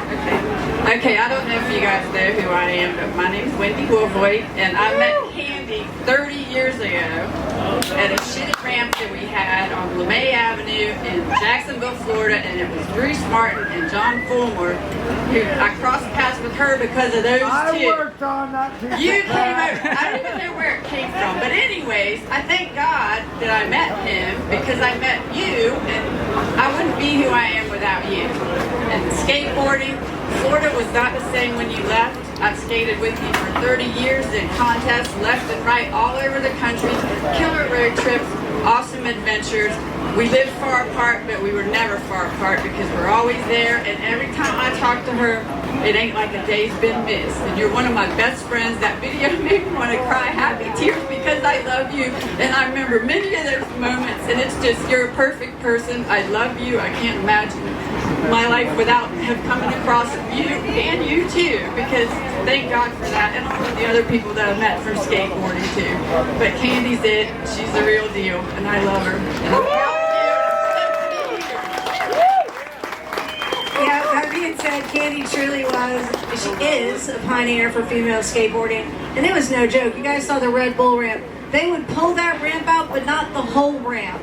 The girls got like a portion of it.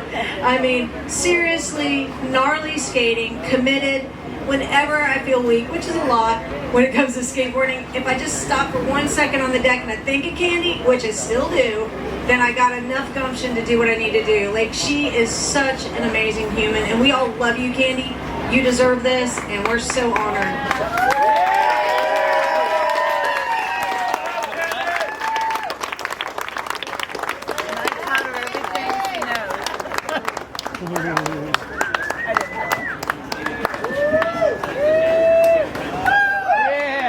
And she's smoking hot, and she's a creative artist, and a cook, and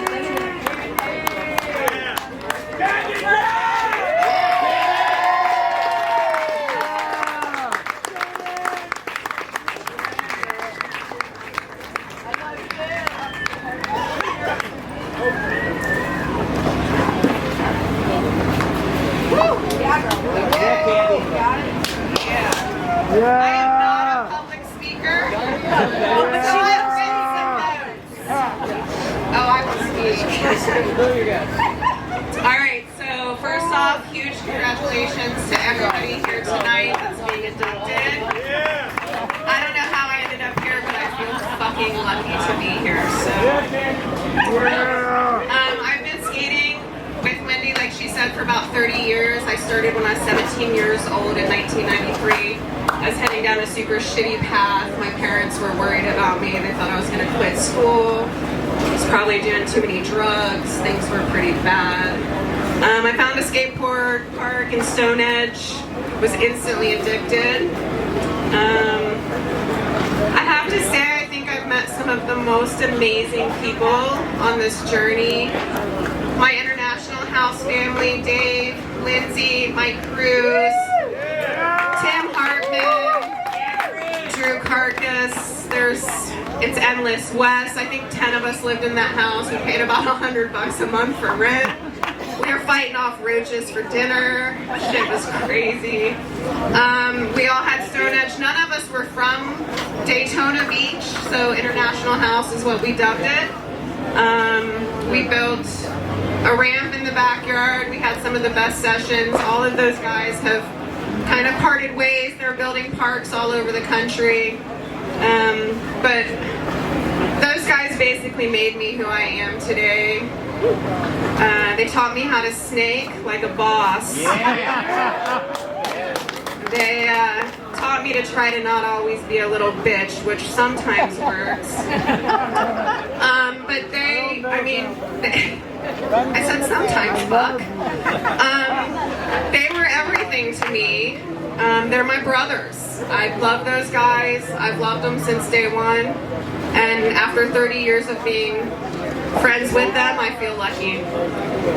1990 was not a time for female skaters. You'd show up at the park, you'd be the only one. It was a fucking sausage fest. Like, it was never nothing but dudes, you know? But we ended up having a solid crew.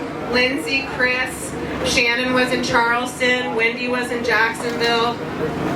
We'd hook up a couple times a year. It was minimal.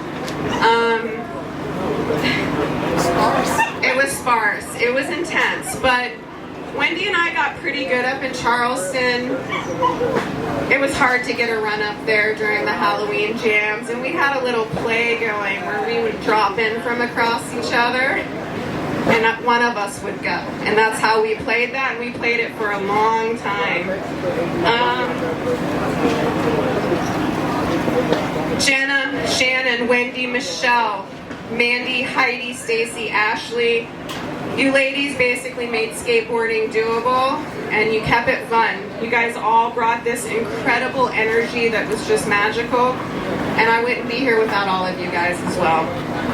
Whoops. Lastly, I want to thank all the guys that have been working their asses off, and I know that they've been working their asses off. They're tired. They're ready to take a break. A little weekend off, Chuck. So thank you to Chuck, Steve, Rob, Binky, Jay, Tim, for all the hard work, for getting us all together and letting us celebrate the one thing that unites us, skateboarding.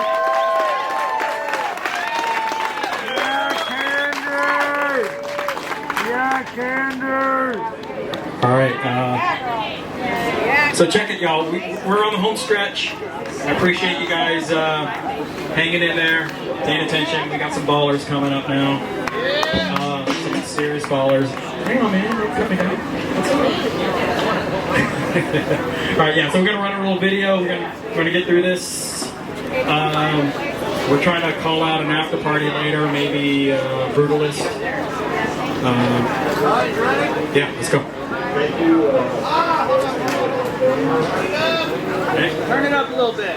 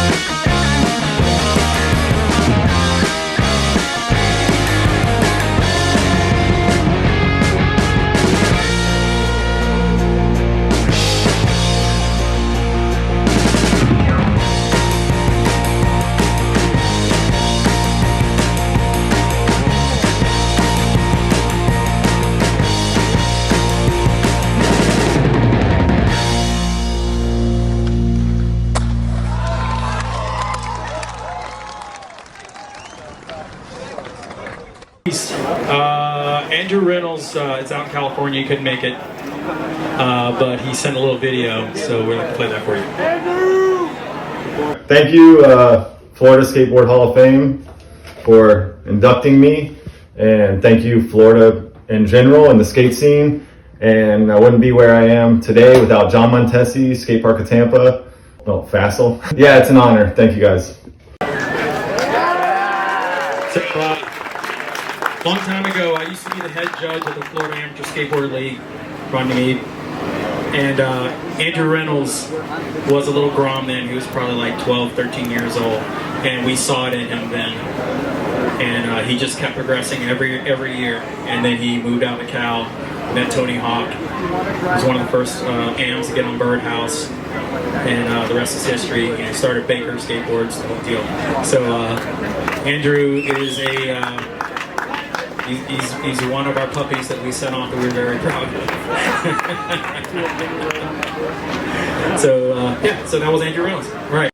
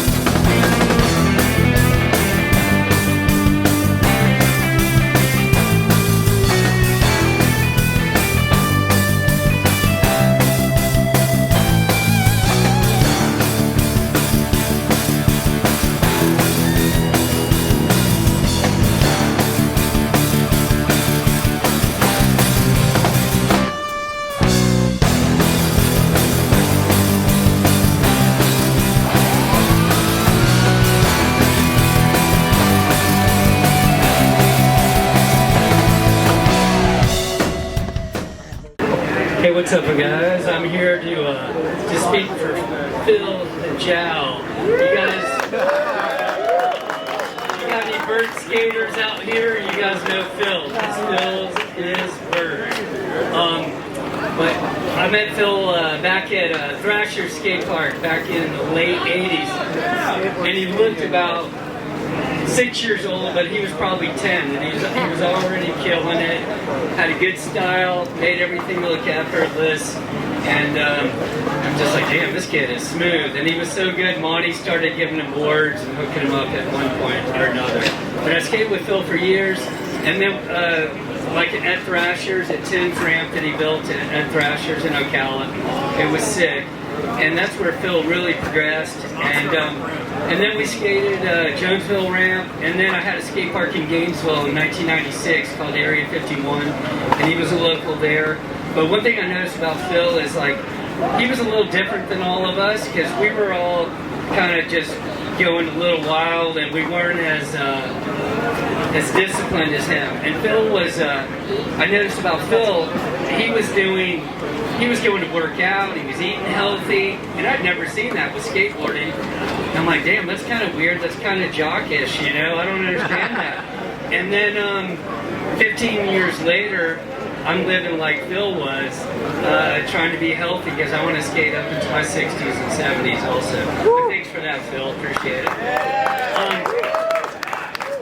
Anyway, so Phil's always, one thing I've noticed, he's super disciplined, he's focused, he skates nothing that I know basically a Byrd, but he kills mini ramps too, and a couple of things, he can skate anything. But he is Byrd. And even though he's traveled, he rode for Red Bull for a long time, doing sick demos all over the world, and had a board for Rhythm, rode for Bones, had a sick Heart in the Bones video. But he also, even though he's traveling around, just making a name for himself, and what I noticed is he was always super down to earth and humble, and he did come back to Florida. He started Fluid Skate Shop in Gainesville around 2000-ish, I think it was. Held it down for as long as he could, even had an indoor skate park in Gainesville when there was nothing around. And just skating was that was a tough time for skateboarding, popularity wise. Skate parks, there was none. But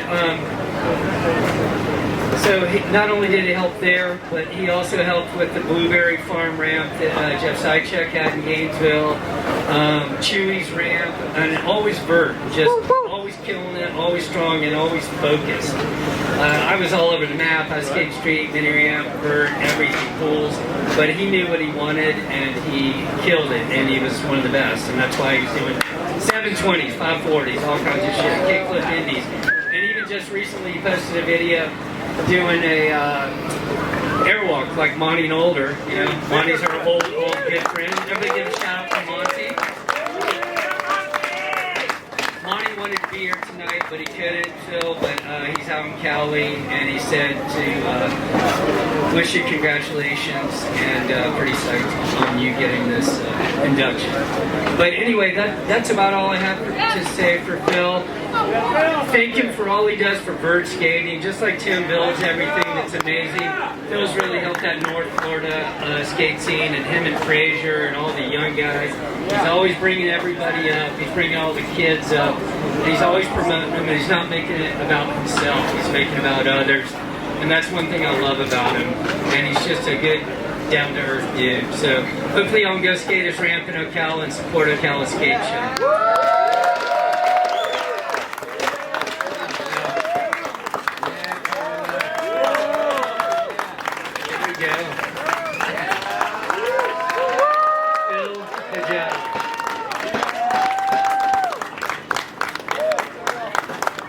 I don't know how you remembered all that stuff.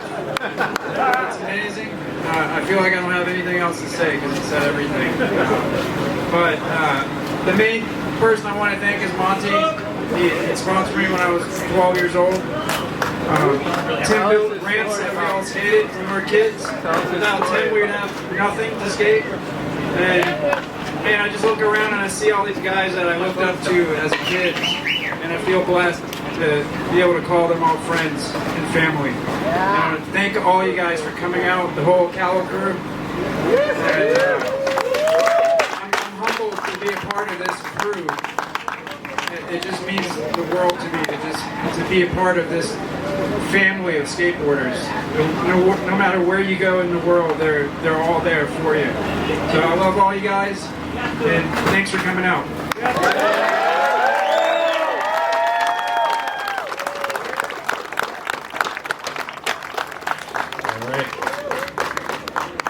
FM.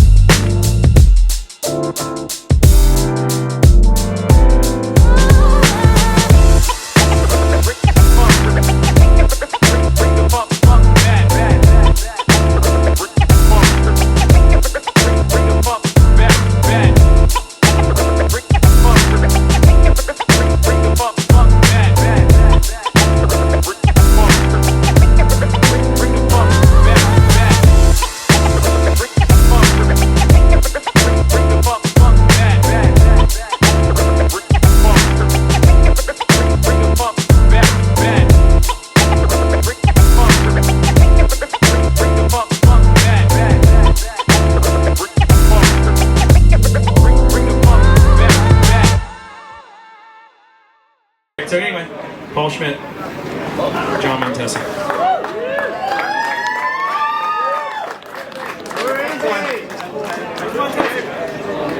I moved away from the Tampa Bay area in the beginning of '85. We had the backyard ramp scene. Sam was mad to laugh. Sorry. I had an agenda and I had to accomplish it, right? But the interesting thing is that '86, '87, skateboarding blew up in Florida, right? And I come back and it was like, whoa, Mystics is like the home zone company, right? It was really, really cool. And I met John at an NSA contest here in St. Pete. It was an amateur contest and it was also a pro contest.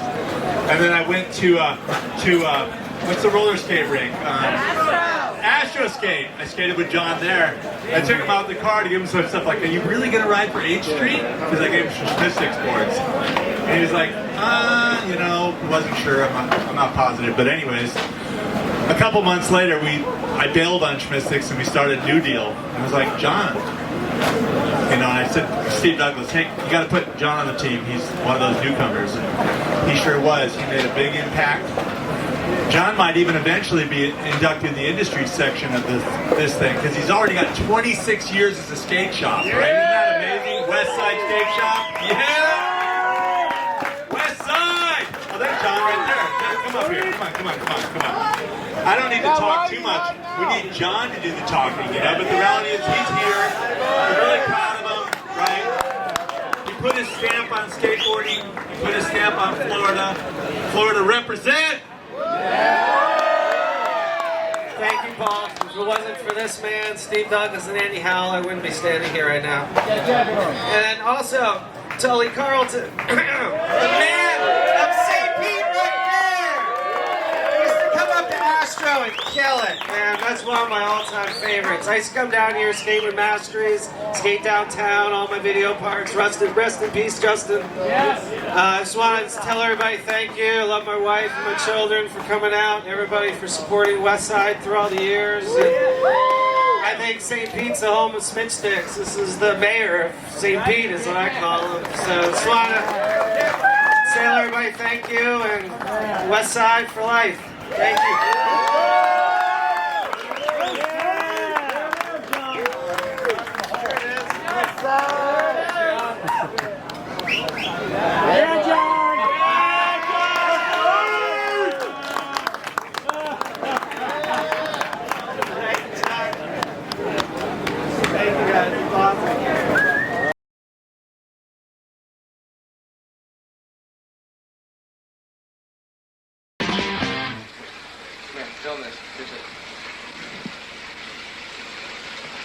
Shaka.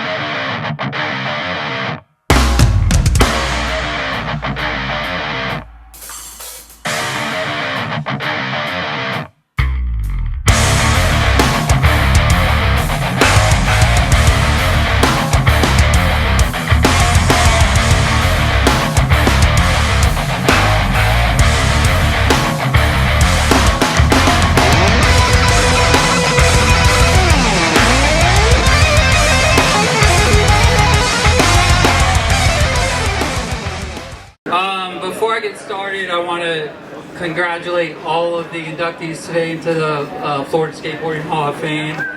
Before we go any further, I think we should just clap for all of them, everyone that's been inducted so far. So, Kris Markovitch, I mean, we would be up here for a long time to list all of the many things that he has accomplished in skateboarding and the laundry list of incredible parts that he's put out, the covers that he's gotten in magazines. Growing up as a kid, I was someone that was inspired watching him shred. His style and his speed is infectious. You can't help but to be hyped and moved. Just watching the clips of him, the little edit that he did, I was already just wanting to go skate right now, and I've been skating all day, so it's that instant thing that I got hyped from. And beyond skateboarding, he is also a world-renowned artist that he's taken that art to and been commissioned all over the world. And what's really cool, I watched Kris do a live painting, and it was one of these things where watching him do a live painting was like watching him figure out a trick that he wants to win, basically a battle that he wants to get into and a trick that he wants to do, and like put it and piece it together. So that's incredible. And to think of everything that he has done, it's hard to imagine how humbly he actually is as an individual, as a person, to be around him. Yeah, clap for that, because the first day I met him, I was like, hey, aren't you Kris Markovitch? It was just instant humility in the way he carries himself. He could be in any session with anyone from any type of skill level, and he's encouraging people, hyping up, supporting him, really showing what the true definition of what it means to be a skateboarder is in such a wide scope of who he is as an individual beyond the talent that he has on the skateboard. To top all of that off, he's not just someone that has this list of parts that he's put out. He is still putting out incredible footage almost on a daily basis. And keep in mind, let's just say it, it's at 50 years old. I watch him put himself in positions that are critical all the time. He's skating like he's a teenager or in his 20s, pushing it just as hard as ever. So it's super inspiring. And outside of his impact on skateboarding, he continues to impact all the people around him. He continues to inspire me personally and motivate me all the time to keep pushing, and everyone that has the privilege to skateboard with him. So I'd like to introduce the father to Ransom, husband to Renee, and good friend of mine. I'm honored and privileged to induct him to the Florida Skateboard Hall of Fame. Kris Markovitch.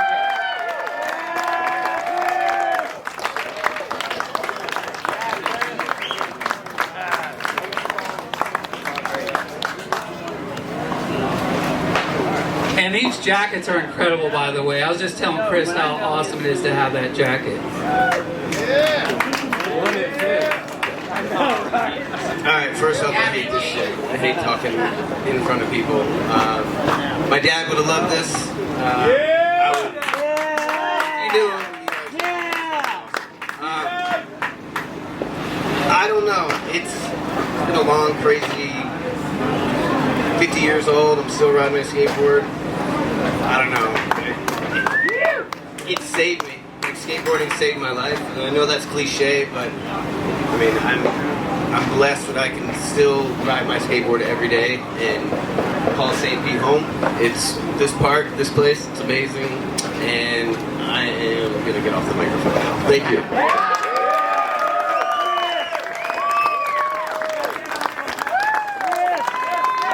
Thank you, skateboarding.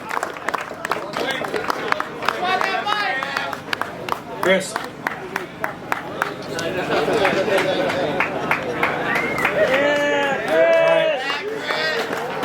Well, shit, we're on the home stretch. Last one.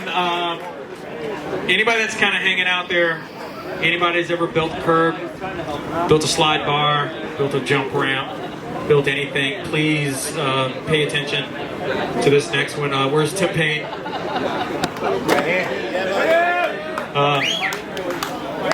Mike Cruz.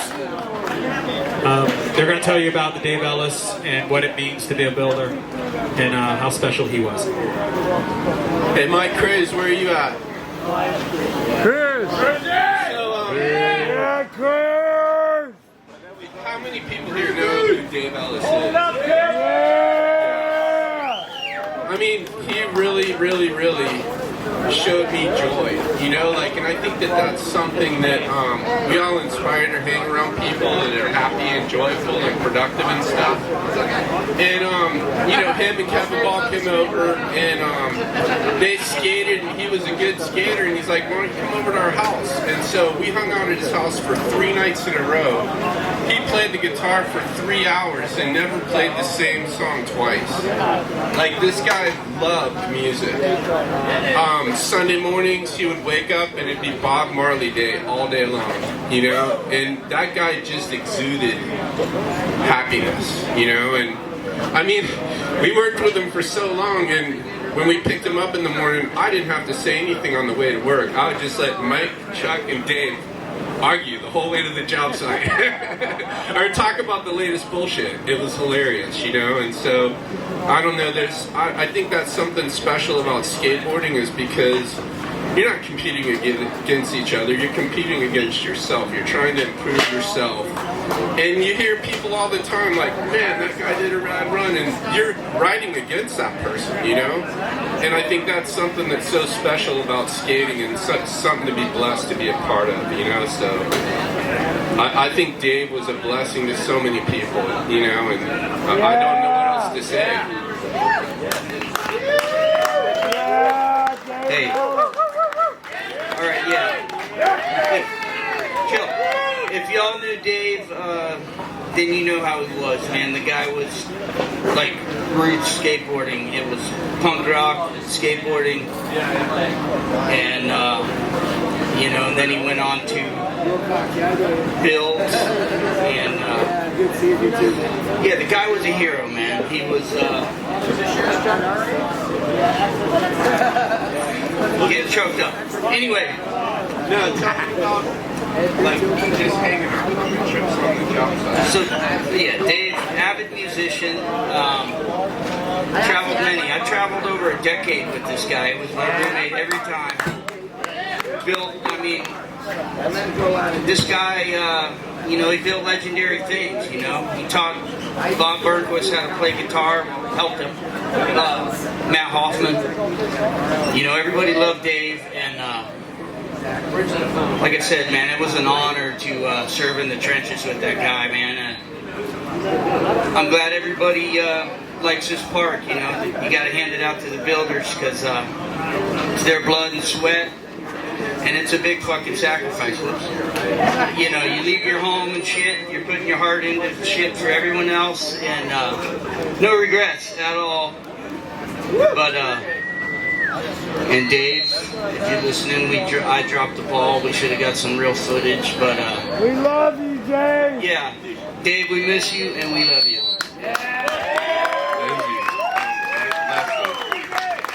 All right. Leslie, come up here, please. And if anybody has anything to add, please feel free to say something. I got something to add. Pro Bowl session tomorrow at noon. Who's gonna be there? Is that the right time to leave town and just hit the Pro Bowl for an hour and do a skate train? Tim Payne's gonna be at the front of the train, right? Yeah. I'll back it up. Leslie, your brother was just an inspiration to all of us. And it's so hard that you know, but he was a trooper to so many people. And we love you for that, for your family, for your father, Dale. I don't know if you know, but I golfed with your father like 50 times. Yeah. So like, me and Dave and your dad would go out and just laugh all day long, you know. So thank you very much, and we'd like you to accept this jacket for Dave.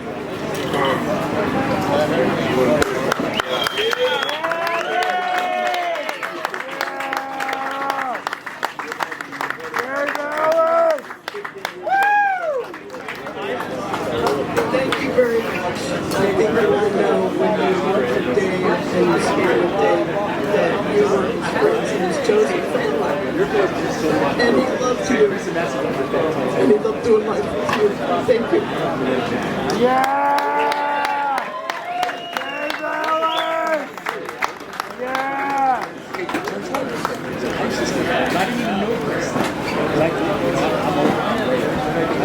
Yeah, Dave! And we got mics up here on the stage. Here, you can use this. Where's the sound guy?